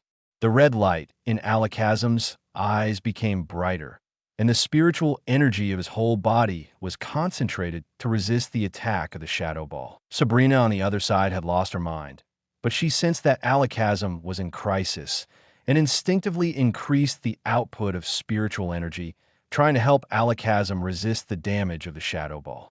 At this moment, Maen came to Sabrina without knowing when and raised his right hand in Sabrina's direction. This was also an opportunity created by Maen. Under normal circumstances, the out-of-control Sabrina must be surrounded by Psychic, and it would be basically impossible for Maen to get close so easily. But now most of Sabrina's mind is on Alakazam, and she is mobilizing Psychic to help Alakazam resist the attack, which gives Maen a chance to get close. Dark Pulse. Dark energy burst out from Maen's right hand, and waves emanated from the palm of his hand and directly passed through Sabrina's body. The evil energy directly interrupted Sabrina's psychic activation and also made Sabrina faint on the ground. As Sabrina fell to the ground, the Shadow Ball just now also hit Alakazam, and the whole gym made a loud boom sound, and the whole venue instantly stirred up a lot of smoke and dust. After the smoke and dust, Alakazam fell to the ground with bruises all over his body and lost his ability to fight. Sabrina, on the other side, also fell to the ground at this time. Her face was different from the terrible look of losing control before. Now she looked like a quiet Stephanie, sleeping on the ground with a gentle expression on her face. Well, I remember it was said that the gym owner Sabrina and Alakazam lost their ability to fight. So the winners of this battle are me, Maen, and Jengar. Maen pretended to be the referee in the gym before and announced his victory, and then sat down on the ground. This time Maen burst out all his energy, and now he is exhausted. But looking at the surroundings of the stadium, which is in a mess but has no signs of collapse, he still breathed a sigh of relief. Jengar returned to Maen with a smile and leaned his chubby body against Maen's back so that Maen could have a place to lean on. On the other side, Dano, who had been absorbing energy, also came to Maen and got into Maen's arms. Looking at Jengar, who was leaning on him, and Dano, who was hugging him, Maen smiled knowingly and then slowly closed his eyes and planned to have a good sleep for a while. After all, he was exhausted today. After a while, the Saffron Gym produced psychic fluctuations. Jengar and Dano showed a vigilant look and then saw that it was Sabrina's father and relaxed again. Sabrina's father looked at the mess in the gym, then looked at Maen, who fell asleep leaning on Jengar, and finally saw Sabrina lying on the ground with a peaceful expression on her face. Looking at Sabrina's expression like a little Stephanie normal, Sabrina's father couldn't help but have a hazy eye socket. He didn't know when he would never see Sabrina show such an expression again. Sabrina's father picked up Alakazam's Pokeball with a smile, then put Alakazam back inside, then looked at the sleeping Maen and said softly, "Thank you for your hard work." Chapter 36. Leaving after the event the next day, Saffron City Super Gym. As the sun shines through the window to the bedside, the sleeping Maen's eyelids tremble slightly. Then he slowly gets up, rubs his sleepy eyes, and stretches his body. Looking at the unfamiliar scenery around him, Maen was stunned for a moment, and then he thought that he should be in the Super Gym because he vaguely heard the voice of Sabrina's father before he fell asleep. After Maen woke up, Dano, who was sleeping on the ground, also heard the movement of Maen getting up and stood up, stretched out his warm tongue, and licked the back of Maen's hand. In the battle yesterday, although Dano did not play in the battle, he still took the opportunity to absorb a lot of free dark energy. However, after Maen recovered Dano, he explained that he should lay a good foundation first and then develop his own strength. So although Dano absorbed a lot of energy, he was not overly greedy. Instead, he stopped after reaching the upper limit of his body. However, his strength still reached the high level of the elite level, and he was only one step away from the gym level. After that, as long as he trained well and let Dano adapt to the surge in strength, he could try to evolve. This is also the advantage of Quasi-God Pokemon. The reason why Quasi-God Pokemon has always been in high demand is because it represents the upper limit of a trainer. But Quasi-God Pokemon is also a big consumer of resources. For ordinary Pokemon, enough resources are just like a few full meals for Quasi-God. The biggest reason for this is that the natural physical fitness of Quasi-God allows them to digest such a huge amount of resources. Therefore, although Quasi-God consumes a lot of resources and takes a long time to grow, as long as the energy accumulation is enough, it can successfully complete the evolution. But the biggest gain in this battle must be the fat kid J.I. Jengar from Maen's family. Jengar was floating behind Maen at this time, with a happy expression on his face, and his two eyes narrowed into a slit, as if he was going to give Maen a sneak attack from behind to scare Maen. However, Maen had long known the character of his own Jengar, and guessed Jengar's thoughts at once. He turned around quickly and gave Jengar a head slap. Seeing Jengar's stunned expression, Maen and Dano beside him couldn't help laughing. On the other side, Jengar, who found that he was being teased, was also angry and rushed directly to Dano next to Maen and began to tickle Dano. How could Dano, who had 4 legs, avoid Jengar, who had flexible hands and fell to the ground because of the tickling, begging for mercy? Maen also smiled and stopped the 2 Pokemon from fighting. After all, the good relationship between his own Pokemon was what Maen wanted to see most. He touched Jengar's head. Compared with the previous Haunter, the evolved Jengar felt cooler to the touch, and it also felt like jelly, normal and soft. It really deserves to be the cutest fat J.I. Jengar. At this time, the door of the room was opened. Sabrina's father walked in, followed by a gentle red-haired woman. Maen looked at the woman and knew that the woman should be Sabrina's mother, who was turned into a doll by Sabrina. Yesterday, Sabrina fainted and naturally released the previous psychic control. So Sabrina's mother also changed from a doll back to a human. Maen, you are awake. Yes. Thank you, Uncle. I slept very comfortably last night. Haha. It's okay if you sleep comfortably, but you don't need to thank me. I should be the one to thank. By the way, let me introduce you. This is Sabrina's mother. After a brief introduction, Maen asked about Sabrina's situation.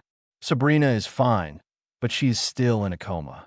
This time, the psychic's loss of control made her spirit more tired than ever before, so she needs to rest for a few more days before she wakes up. Sabrina's father smiled when he heard Maen's words. What about after she wakes up? Haha. Then we don't need your help, Maen. After all, you have helped us once. It would be unreasonable to trouble you again. Sabrina's mother and I will take on the responsibility of parents again. Sabrina's father paused, then took out a book and a piece of paper from his arms and handed them to Maen. Maen, thanks to your help this time. Uncle, I have nothing to thank you for. I will give these two things to you. Maen took the things handed over by Sabrina's father, first glanced at the book, and found that the words written on it were psychic cultivation methods and techniques, and on the other piece of paper was something like a treasure map. What is this? Hearing Maen's doubts, Sabrina's father said, that book is a summary of psychic cultivation techniques from generations in our family. Although, Maen, you are not a psychic, you're also a person with special abilities. Some of the techniques in it may also help your cultivation. As for the other treasure map, it is something I got by chance before. Although I don't know what good things are in it, it should be an ancient relic located on an uninhabited island in the sea. Sabrina's father's face became a little ashamed after explaining. Maen, although I know that this little thing is much worse than your help, this is the best thing I can give. Resources and money and other things can definitely be obtained in your situation, and it is better, so this time I owe you a favor. If you encounter trouble in the future, you can call me at any time, no matter what it is. Listening to Sabrina's father's words, Maen also knew what the other party meant when he emphasized no matter what it is at the end, which means that even if it is something that cannot be seen in the light, Sabrina's father is willing to help. A gym leader who is also a psychic, such a favor is not easy, and Maen did not refuse it. After recuperation, Maen said goodbye to Sabrina's parents and left the super gym. Looking at Maen's figure going away, Sabrina's father slowly said, "Are you really not going to thank him in person?" As soon as Sabrina's father finished speaking, psychic fluctuations appeared behind him, and Sabrina's figure also appeared behind her father. Chapter 37. Planning to go to ancient ruins, Sabrina's figure teleport appeared behind Sabrina's father. Hearing what her father said, she showed an interested look on her face, but still shook her head. "Really? You actually want to go on a trip with that kid too?" Sabrina's father said this with a bad look on his face and a bit unhappy tone. He also changed Maen's address to kid, showing his anger that his little cabbage might be cheated away. Sabrina couldn't help but smile when she saw her father's expression, and even Sabrina's mother standing by couldn't help but laugh. "But now I still want to stay here. After all, I did a lot of wrong things before. Now I want to stay here and make it up to you. Anyway, he and I will meet again sooner or later, and the time will not be too far away." Sabrina said this with tears on her face. She actually woke up last night. Before, Sabrina's psychic was too strong, and she was obsessed with training psychic when she was a child, which led to her psychic strength being amazing. But her own mastery of psychic was too superficial, resulting in her human side being completely suppressed by psychic. Without the human side, Sabrina would do things like a machine normal without thinking and love her mother. So she turned her mother into a doll and kept her by her side forever. After the duel with Maen, she successfully regained her humanity after overusing psychic. After waking up last night, she recalled what she had done and knew what pain she had brought to her parents over the years. She cried and apologized to her parents. Sabrina's mother saw Sabrina crying again and couldn't help but hug her in her arms, comforting Sabrina softly. The family of 3 psychic sensed that Maen had gone far away and returned to the gym. After all, the gym still needed renovation. The duel between Maen and Sabrina made the gym a mess, and the psychic apprentices in the gym needed medical expenses. Fortunately, the gym still has a lot of assets, and the Alliance will also approve a sum of money to repair the venue caused by the duel, so it's not too late to pay. Sabrina also wants to share some of the pressure for the family, but she didn't know what to do after years of suppressing her humanity. Until she saw the movie on TV, she found that she was a little interested in the profession of celebrity and planned to go for an interview in a few days. At night, Sabrina returned to her room. The familiar doll was placed safely at the head of the bed, and Sabrina lay on her back on the bed, with her arms raised above her body, holding a shiny marsh badge. Next time we meet, I will hand you this winning reward in person. Dear readers, don't worry, Sabrina will join the plot soon. On the other side, after leaving the gym, Maen came to the Pokemon Center to check Dano and Jengar. After that, Maen, who was worried, even teleported the Pokeball to Professor Oak and asked the professor to do a comprehensive check. Professor Oak did not refuse Maen's request. After all, he was very interested in studying Maen's special Jengar. In addition, there was the smart and rational Dano, which were rare research materials. Maen was not idle during the inspection. He took out the book Sabrina's father gave him and began to read it carefully. It must be said that the psychic training method above was indeed helpful to Maen. Some of the training ideas in it were helpful to Maen's own training of dark power. However, this is a long-term project after all. What Maen is most interested in now is the treasure map in his hand. After all, as a trainer, he is always particularly interested in such unknown things. The most important thing is that he got a Mega Evolution Stone from the tomb last time he explored. Although he doesn't know which Pokemon it belongs to, it is also a big gain. Therefore, Maen is very interested in this unknown treasure. The location of the final ruins in the map is quite detailed. It is located on an uninhabited island on the sea between the Johto region and the Hoenn region. From a specific direction, it may be closer to the Hoenn region. Maen stroked his chin and finally decided to take a look at the treasure. First of all, Maen himself is very interested in this treasure. Secondly, Maen has been a little too high-profile recently, especially repeatedly causing trouble for Team Rocket. Although it was not intentional, it did provoke Team Rocket, the previous Zapdos plan, and this time, when Sabrina returned to her nature, Team Rocket's plan to absorb Sabrina must have failed. Although Maen is not afraid of Team Rocket. After all, he has a good background, but it is not a good thing to be watched by others. It is better to stay away from Kanto, the base of Team Rocket, and go to other places to visit, and take a look at other scenery along the way. Maybe he can meet new partners. Since he has made a decision, Maen will not hesitate. He plans to set out to find ancient ruins as soon as Jengar's inspection is over. On the other side, the inspection of Jengar and Dano was also completed soon. After all, Professor Oak also knew that Maen still needed Pokemon battles and travels, so he just teleported back after confirming that the two Pokemon had no hidden dangers. However, Professor Oak was very satisfied even so. After all, he collected a lot of useful information. After picking up Jengar and Dano, it is natural to set out for the ancient ruins. There are two ways to get from Kanto to Hoenn region. One is to fly directly there by plane, and the second is to go there by ship. After discussing with the two Pokemon at home, it was finally decided to set off by ship. The reason is very simple, because Maen and his two Pokemon have never been on a ship, and they all want to see the scenery on the sea. Although the ship is not as fast as the plane, you can see different scenery along the way. And there is only one best ship option from Kanto region to Hoenn region. That is the SS and in Vermilion City Harbor. But the problem now is how to get the S.S ticket. You know SS, and is not an ordinary ship. It is a world-famous luxury cruise ship. Its S.S ticket is naturally not easy to get. As a local snake in Vermilion City, Majishur should have an S.S ticket, and Maen remembers that Majishur seems to be the former captain of SS and in the special episode. Even if he is not in reality, Maen can get one from the Alliance. Thinking of this, Maen showed a strange expression on his face, as if he was going to disturb the owner of Majishur for the third time. Chapter 38 Majishur. Don't come over here. Vermilion City, Vermilion Gym. Ton ton ton. Majishur sat on a chair and drank beer, then put the bottle heavily on the table. These 2 days are the most relaxed days for Majishur since the failure of the Zapdos plan.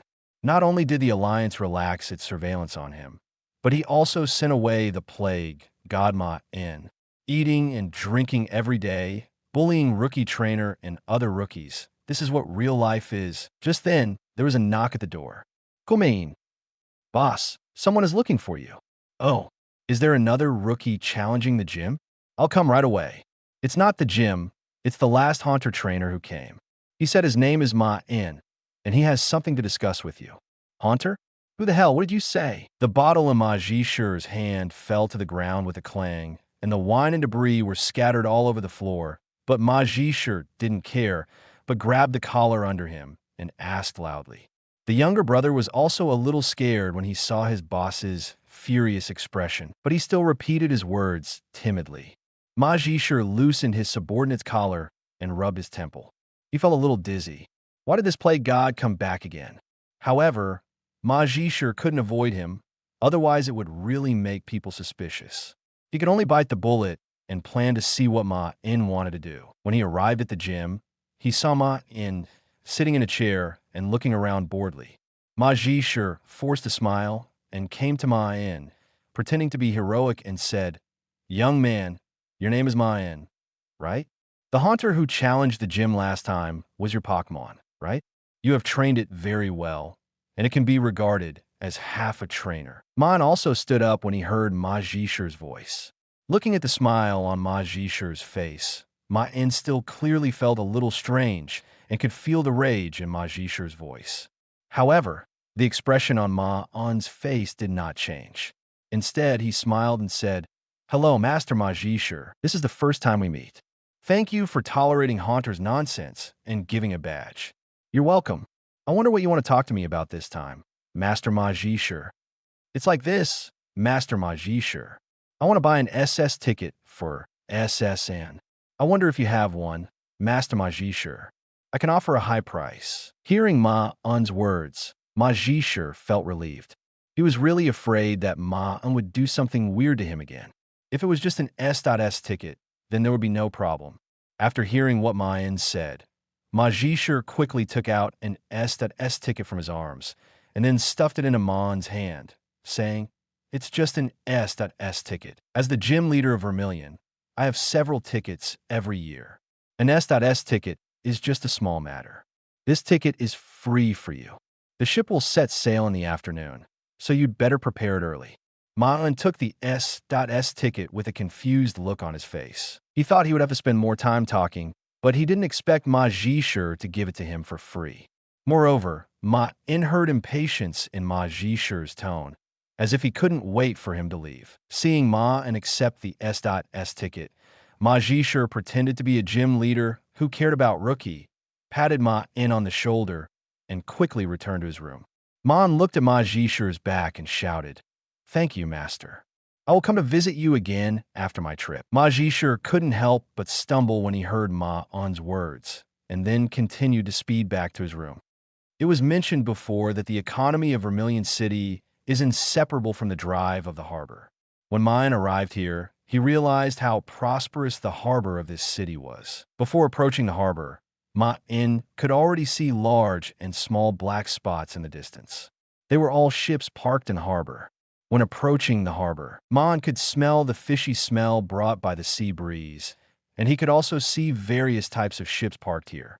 Maen came to the ticket center of the harbor, which is where tickets are purchased, and it also records the harbors and times, routes, and fares of all ships docked. Maen stood under the electronic screen, looking up at the various records on it. As the most famous cruise ship, SS and was naturally placed at the top, which is also the most conspicuous place. SS and stopped at a separate harbor, and it was easy to find the docking location. After looking at the map of the entire harbor, Maen walked toward the harbor where SS and was parked. When he arrived at the harbor, Maen saw this world-famous cruise ship. Not only was the ship huge, but there were also a constant stream of people boarding the ship.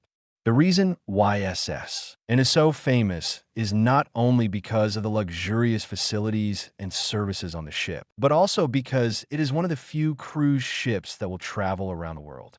Starting from Kanto region, passing through Johto region, Hoenn region, Sinnoh region, and traveling all the way to Kalos region before returning. The cruise ship does not sail all the time, but stops in several cities in each region, so that tourists can also take this opportunity to experience the local scenery. If you're addicted to the scenery of a city, you can get off the ship and stay in that city. Maen's plan is to take a ship to Hoenn region, then get off the ship in Moss Deep City in Hoenn region, and then hire a small boat in Moss Deep City to find the uninhabited island on the sea. The ticket price of SS and is not a small amount. Even the most basic third-class ticket is worth tens of thousands of Alliance coins, and the first-class cabin is only available to people of noble status. The ticket that Maen got from Majishur was the first-class cabin. After all, Majishur is the gym owner. SS and would only take the third-class cabin to get rid of Majishur if he is crazy. "Hello, please show your S.S ticket." Maen walked to the waiting port and saw the sailor's face showing a professional smile. and said respectfully to Maen. Maen handed the S.S ticket to the sailor. The sailor took the S.S ticket and saw the first-class cabin number on it. His expression became more respectful.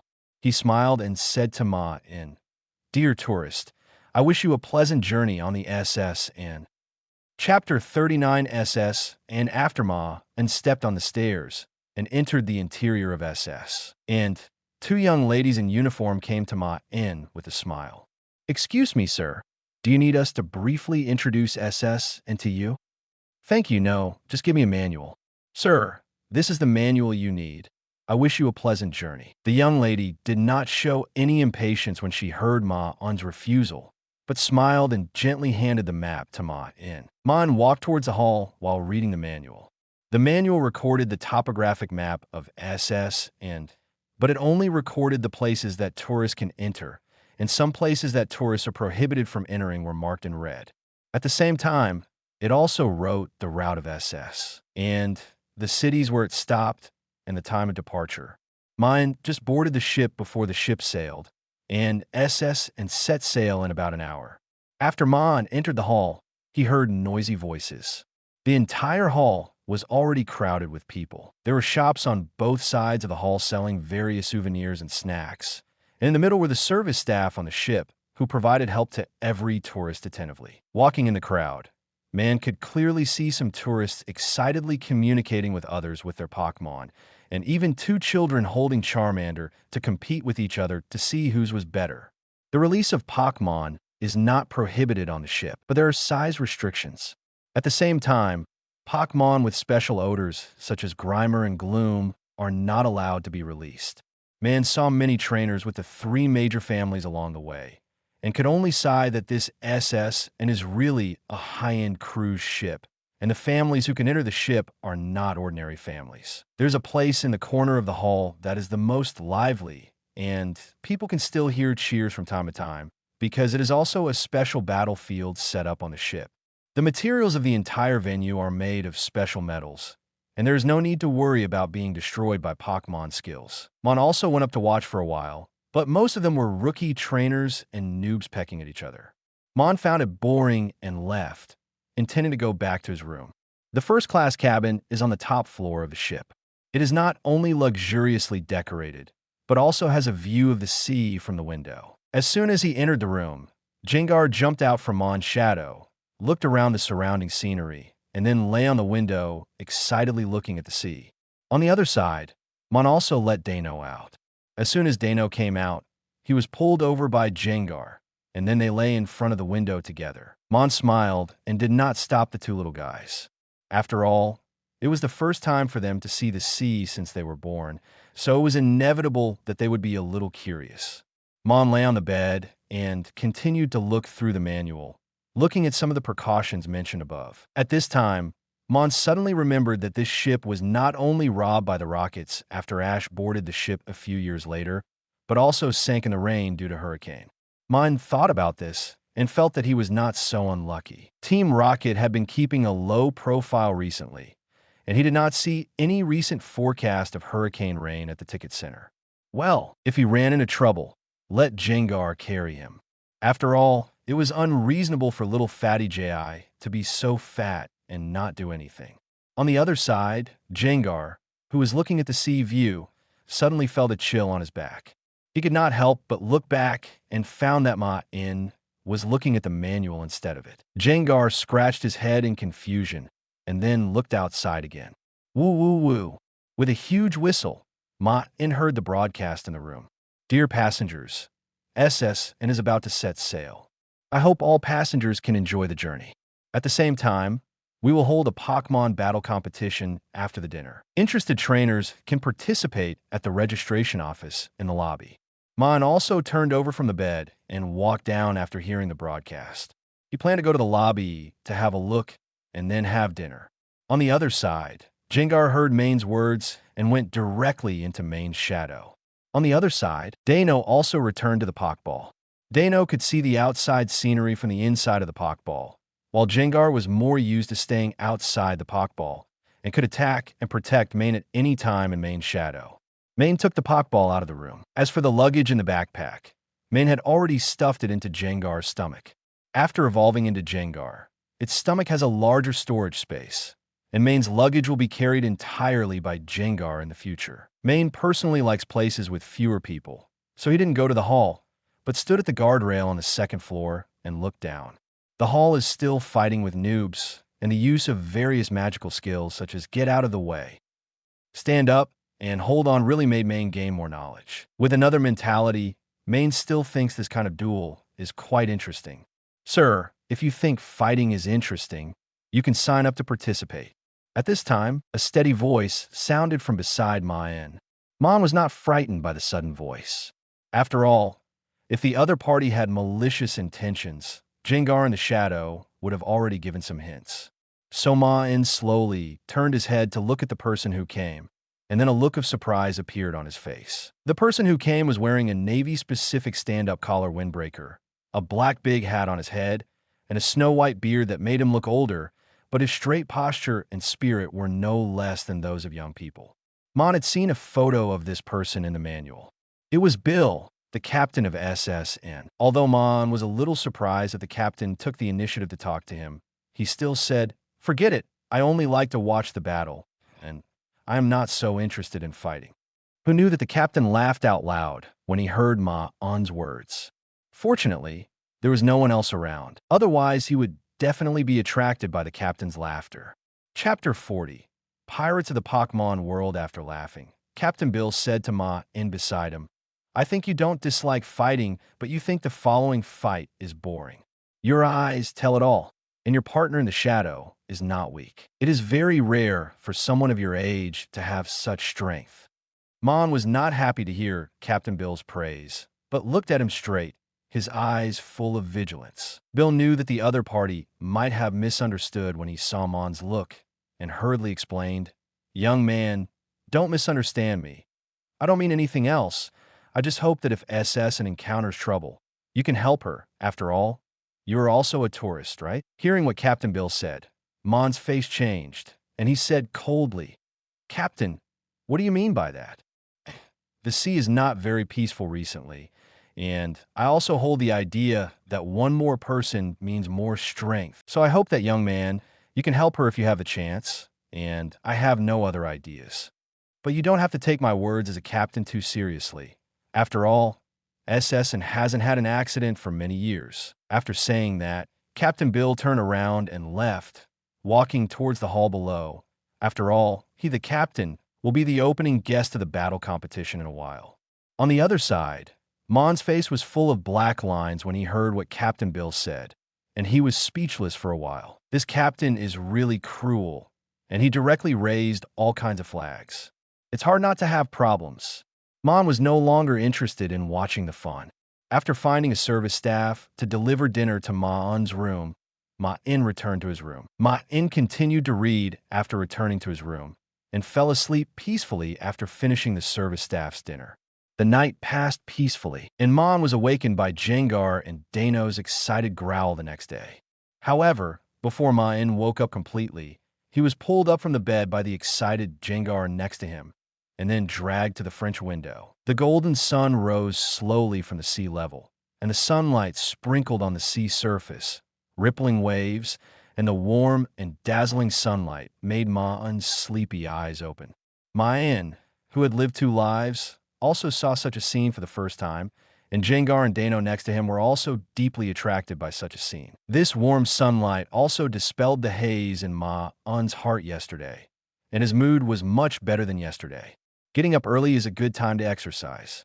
After Maen and Jengar and Dano finished watching the sunrise, Maen took the 2 Pokemon to the training room of SS and has made great efforts to meet the various needs of tourists.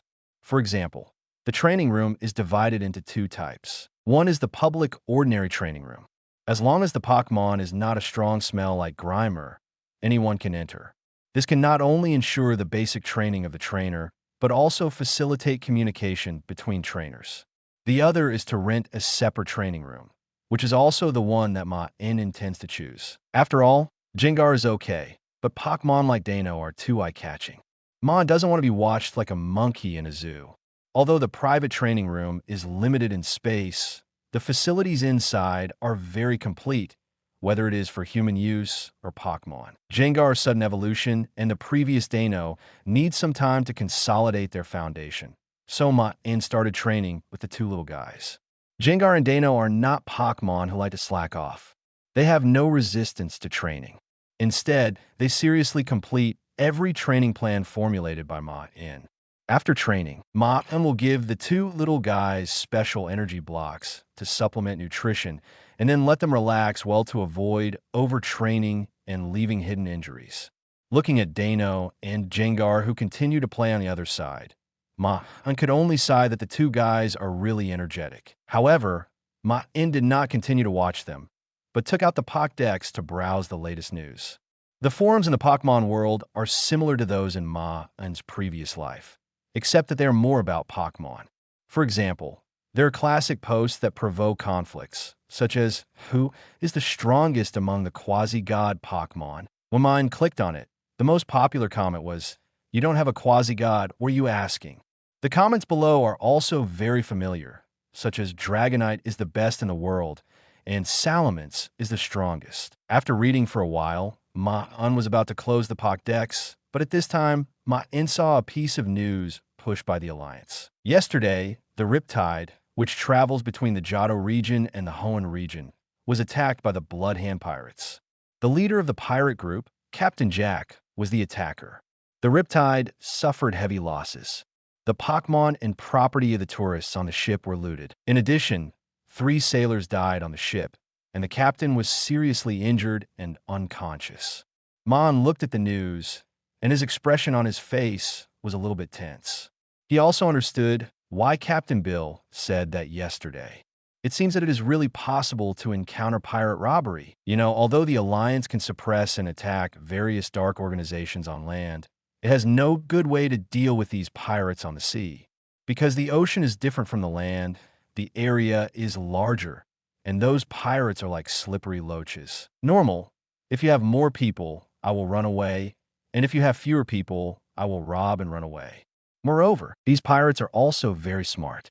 Every time they rob, they only try to steal money and Pokemon, and basically do not touch the safety of tourists. Because these pirates also know that it is okay to just rob some money, but if you attack these tourists, it will really be a slap in the face of Alliance. If the Alliance really wants to spend a lot of resources to clear these pirates, most of these pirates will be wiped out. If the pirates can beat the guards on the ship, then you can rob, as long as you don't hurt the tourists. If you can't beat them, you will naturally get out of the way. This is also an invisible tacit understanding between the pirates and the Alliance. Chapter 41. Alternative fishing methods. The most important thing is that these pirates also know the principle of too much is as bad as too little. There are at least thousands of ships traveling back and forth on the route every year. And these pirates only rob dozens of times a year, which is basically controlled at a success rate of 1%. It will not attract the attention of the Alliance, nor will it cause fear from the caravans. After all, if you block the sea every day to rob, the caravans will be scared and all go by air. Then what else can these pirates rob? It must be said that these pirates have good economic minds and know the principle of sustainable development. However, Maen now knows that it is not the time to admire the pirates. What he is most worried about now is whether the SS and he will also be robbed. It shouldn't be. After all, the SS and is also a famous cruise ship. The garrison on the ship is much stronger than that of ordinary ships, and there are also many people. As Maen thought about it, he thought of the scene he saw in the hall. There were so many starter Pokemon and rare Pokemon. As long as they could successfully rob them, at least they would not have to worry about money for a short time. After leaving the training room, Maen could still hear tourists discussing the news that the Riptide had been robbed. However, although most tourists were discussing it, they did not have any worries. After all, the SS and had not had any problems for several years, and the garrison on the ship made the tourists very confident. However, the more Maen listened, the weirder his expression became. He felt that this scene had been played in many movies in his previous life. First the captain and then the tourists. All the flags were flying. 2 days later, the SS and arrived in the Johto region and docked in the famous port city of Asagi City in the Johto region. These 2 days were a peaceful life, and Maen's inner worries were reduced, but Maen still planned to prepare in advance. First of all, the most important thing is to recover a water Pokemon. It doesn't matter if it is weak in strength. Maen doesn't plan to use it often. He just plans to use it as a guarantee for water movement. After all, when he goes to the uninhabited island to look for ruins later, he must also consider using water Pokemon. Based on this idea, some small water Pokemon are not considered. After exploring the ruins, if the Pokemon does not want to follow Maen can also release it. So with this purpose, Maen got off the boat in Asagi City, intending to assist SS and to recover a water Pokemon during the 3 days it stayed here. Many tourists from SS and also came to the beach to play. After all, the scenery here is also very good. On the other side, Maen changed into a set of shorts and casual clothes for the beach. After rejecting the invitation of a young lady, Maen came to a reef with few people and carefully checked the water Pokemon around. After all, what Maen cares about most now is Pokemon, and women will only affect his speed of throwing the ball. The activities on the coast are mostly some common water Pokemon, such as Krabby, Slowpoke, Psyduck, and other Pokemon, which do not meet Maen's needs for water movement at all. Maen knew that if he came to look for it by himself, 3 days might not be enough, so he could only ask the locals, and the place with the most information was naturally the Pokemon Center. At first, when Maen asked Nurse Joy of the Pokemon Center where there were any fierce water Pokemon nearby, Nurse Joy was reluctant to say. After all, as a medical staff, she didn't want to see the trainer take risks. After Maen roughly revealed Jengar's strength, Nurse Joy told him some information. After all, for a trainer of Maen's strength, the danger of those places was greatly reduced.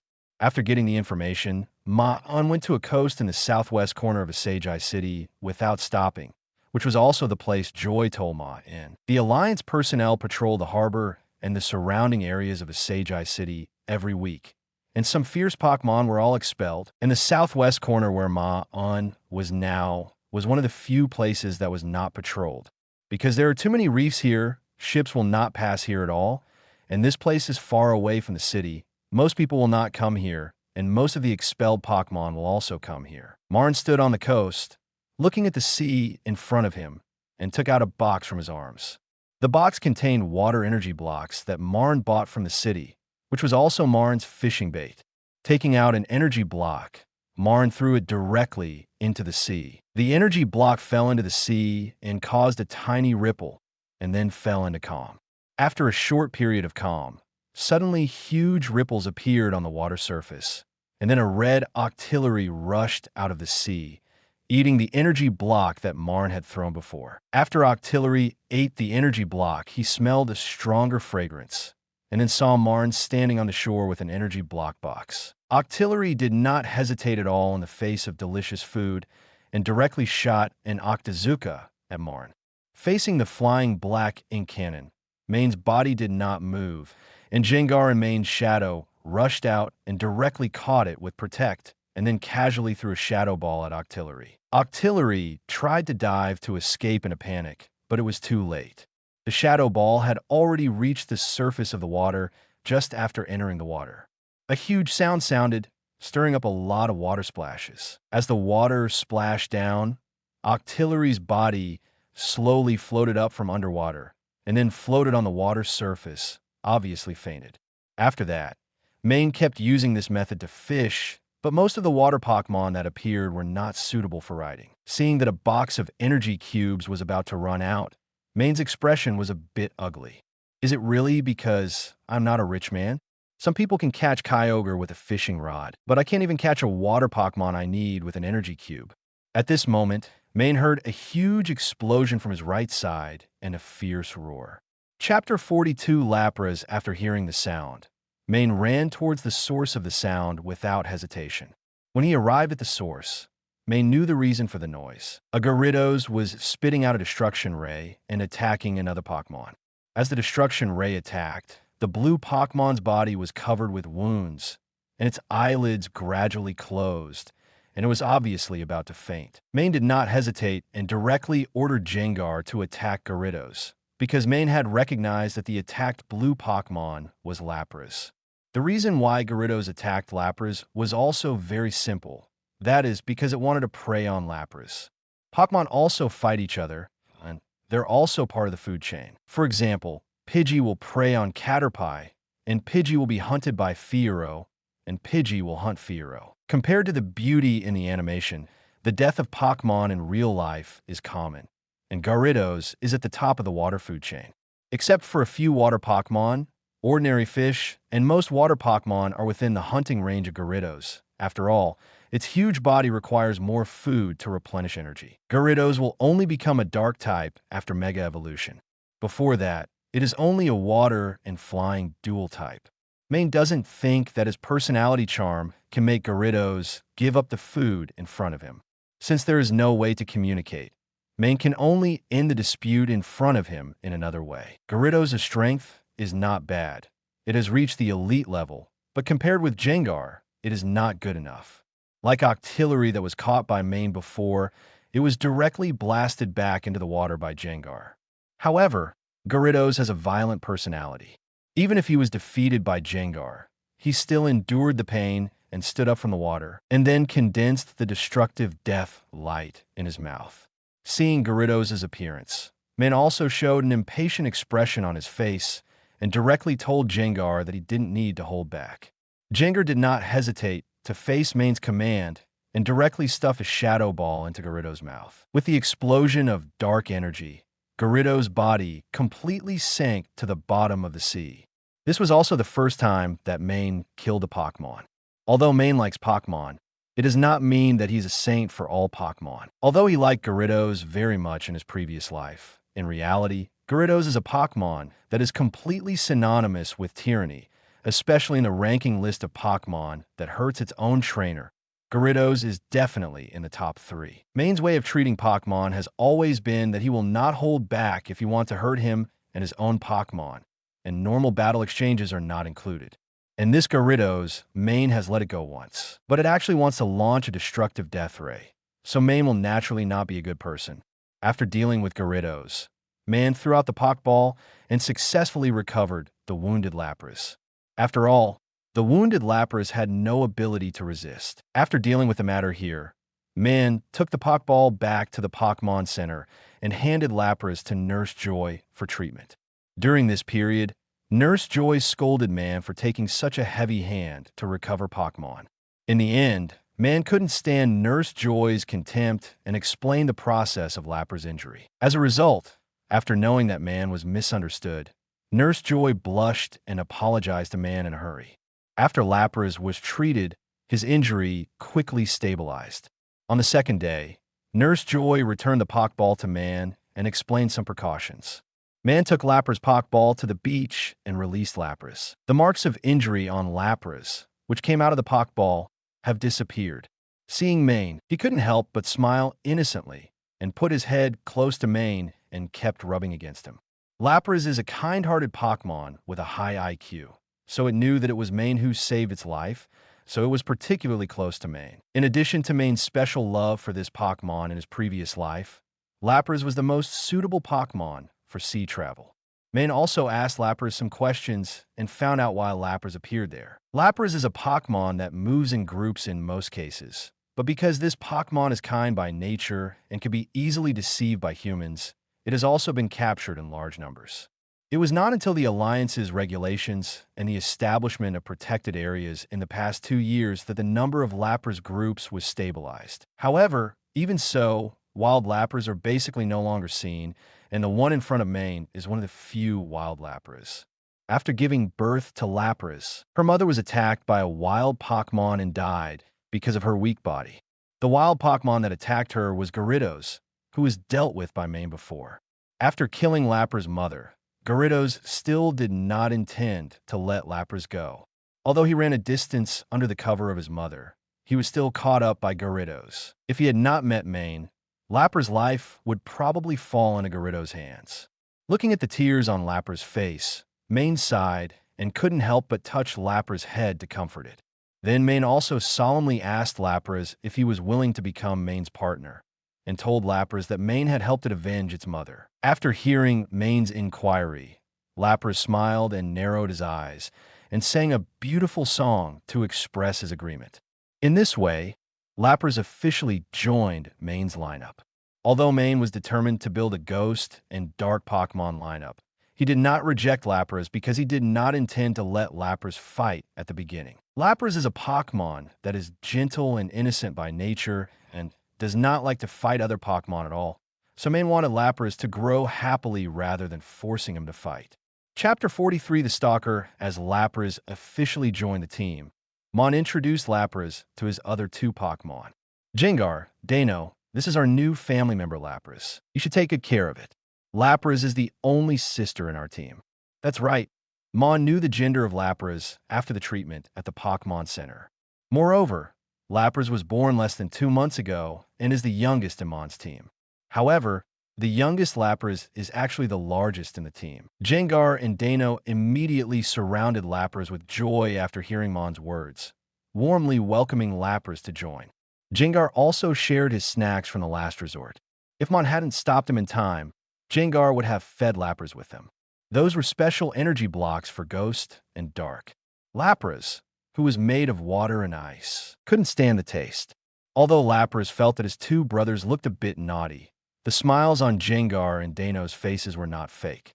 In this atmosphere, Lapras also smiled and hummed a beautiful song. This song is not only beautiful, but also soothing. Maen, Gengar, and Dano all showed an intoxicated expression under this song, and their mood became more peaceful and happy. Shalott City. Maen took back his Pokemon and left only Gengar to follow him in his shadow and began to stroll around the city. After all, the purpose of his trip had been completed, so he could enjoy the scenery of this seaside city with peace of mind. In addition to Harbor, the other two most famous attractions in Shalott City are Glitter Lighthouse and Shalott Restaurant.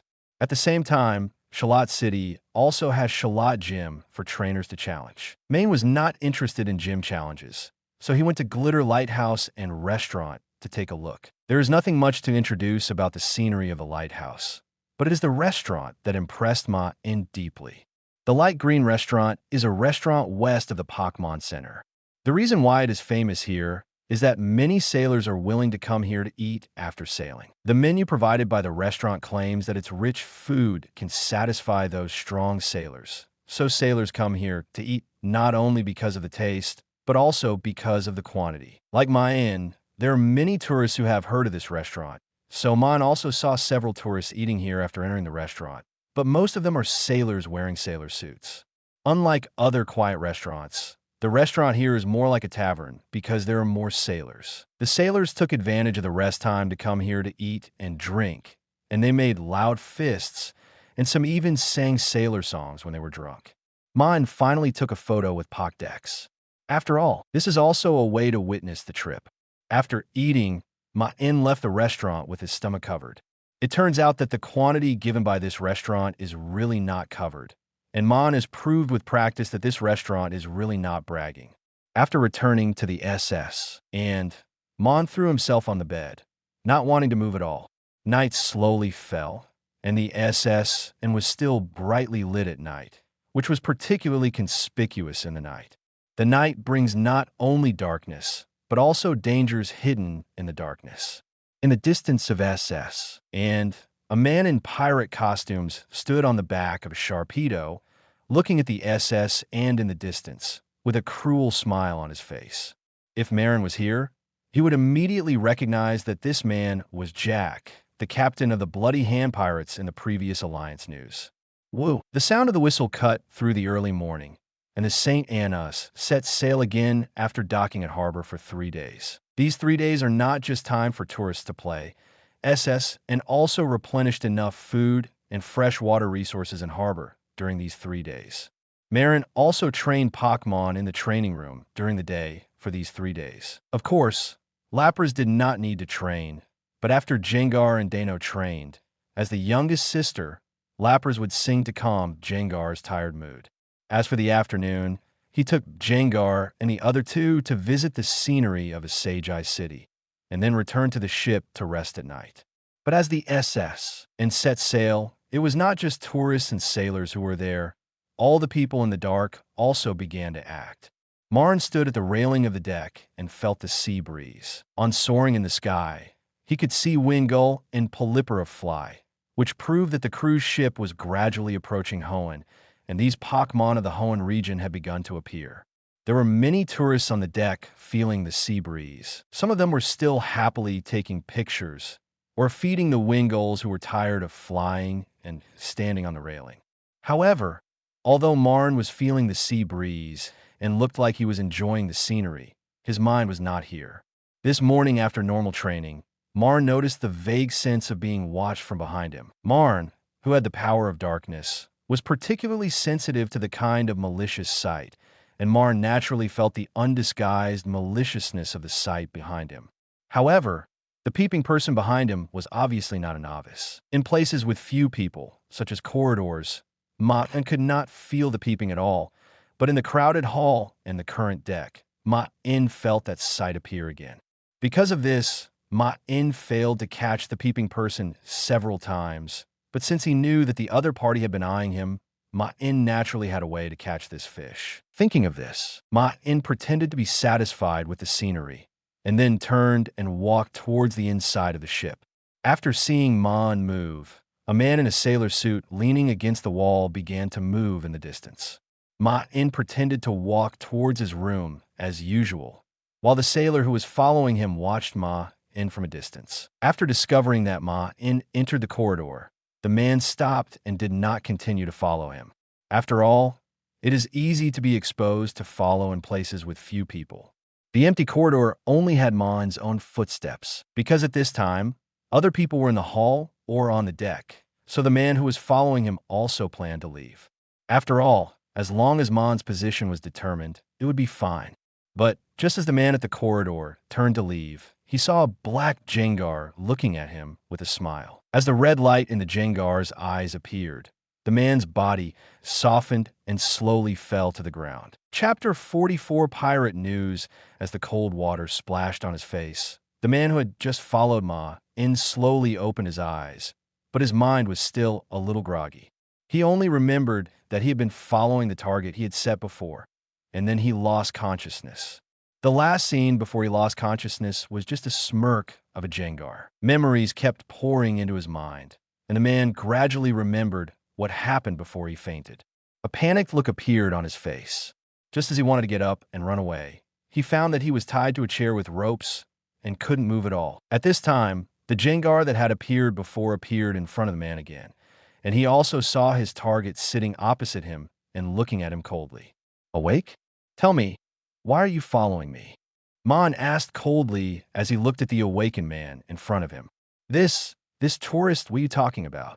I didn't follow you. Hey, it seems that there is no way to communicate under normal circumstances. Jengar, it's up to you. Hearing Maen's words, Jengar directly put his face in front of the man. His eyes began to shine with red light, and his body gradually emitted blue fluctuations. As the man and Jengar looked at each other, the expression on his face began to become numb, and then his eyes lost their spirit. Now let me ask you again, why are you following me? The man who was following him fell asleep on the chair with his head drooping, while Maen on the other side stroked his chin and recalled the words he had just interrogated. The man who was following him was a member of the Blood Hand Pirates. When they stopped in front of a Sagei city, he took the opportunity to sneak into the SS, and the purpose was naturally because the Blood Hand Pirates had set their sights on the SS and planned to make a fortune.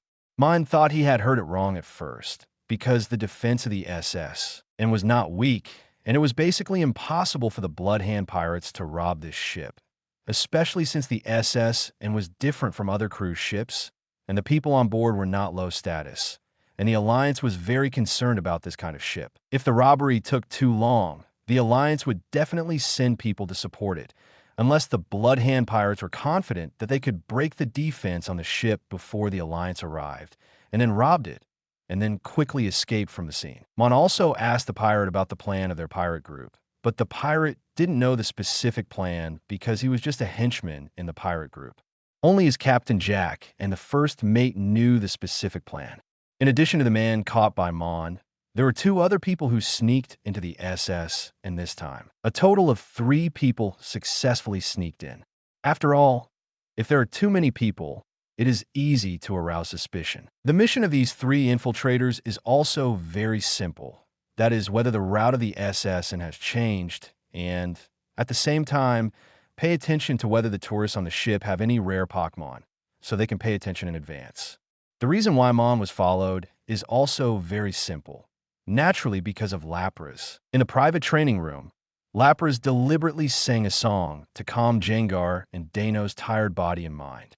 Although these private training rooms have good sound insulation, there will still be faint sounds, and this pirate happened to hear the faint singing at the door. Normal people probably wouldn't care about the singing, but the pirate in front of him is a person who often eats at sea and naturally has a deeper understanding of water-based Pokemon. So the pirate instantly determined that the owner of the singing was a Lapras.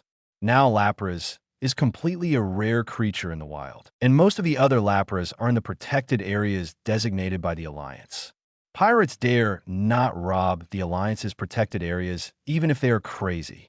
So now Lapras is very popular on the black market because Lapras is not only beautiful, but also one of the best at sea, plus a beautiful singing voice. Many factors have created a high price for Lapras. So after the pirates found that Maen had Lapras, they immediately listed Maen as a key focus.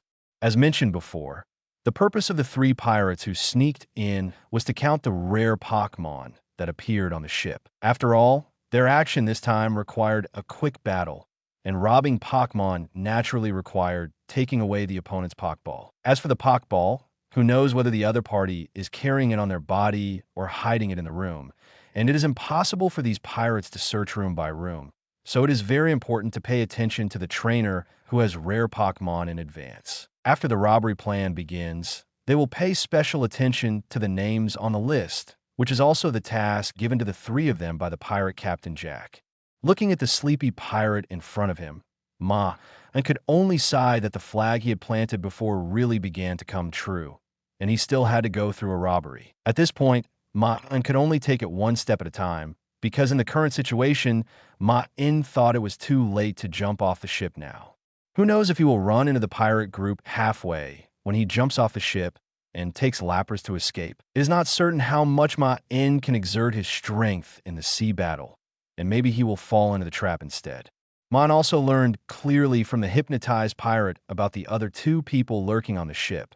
So Maen left the room directly and went to the captain's room. On the way to the captain's room, Maen was stopped by a sailor. After all, the captain's room is not a place for tourists to enter. After hearing the news that Maen had pirates, the sailors present immediately changed their faces and hurriedly called the captain. Maen also met the Captain Bill again. "Young man, we meet again.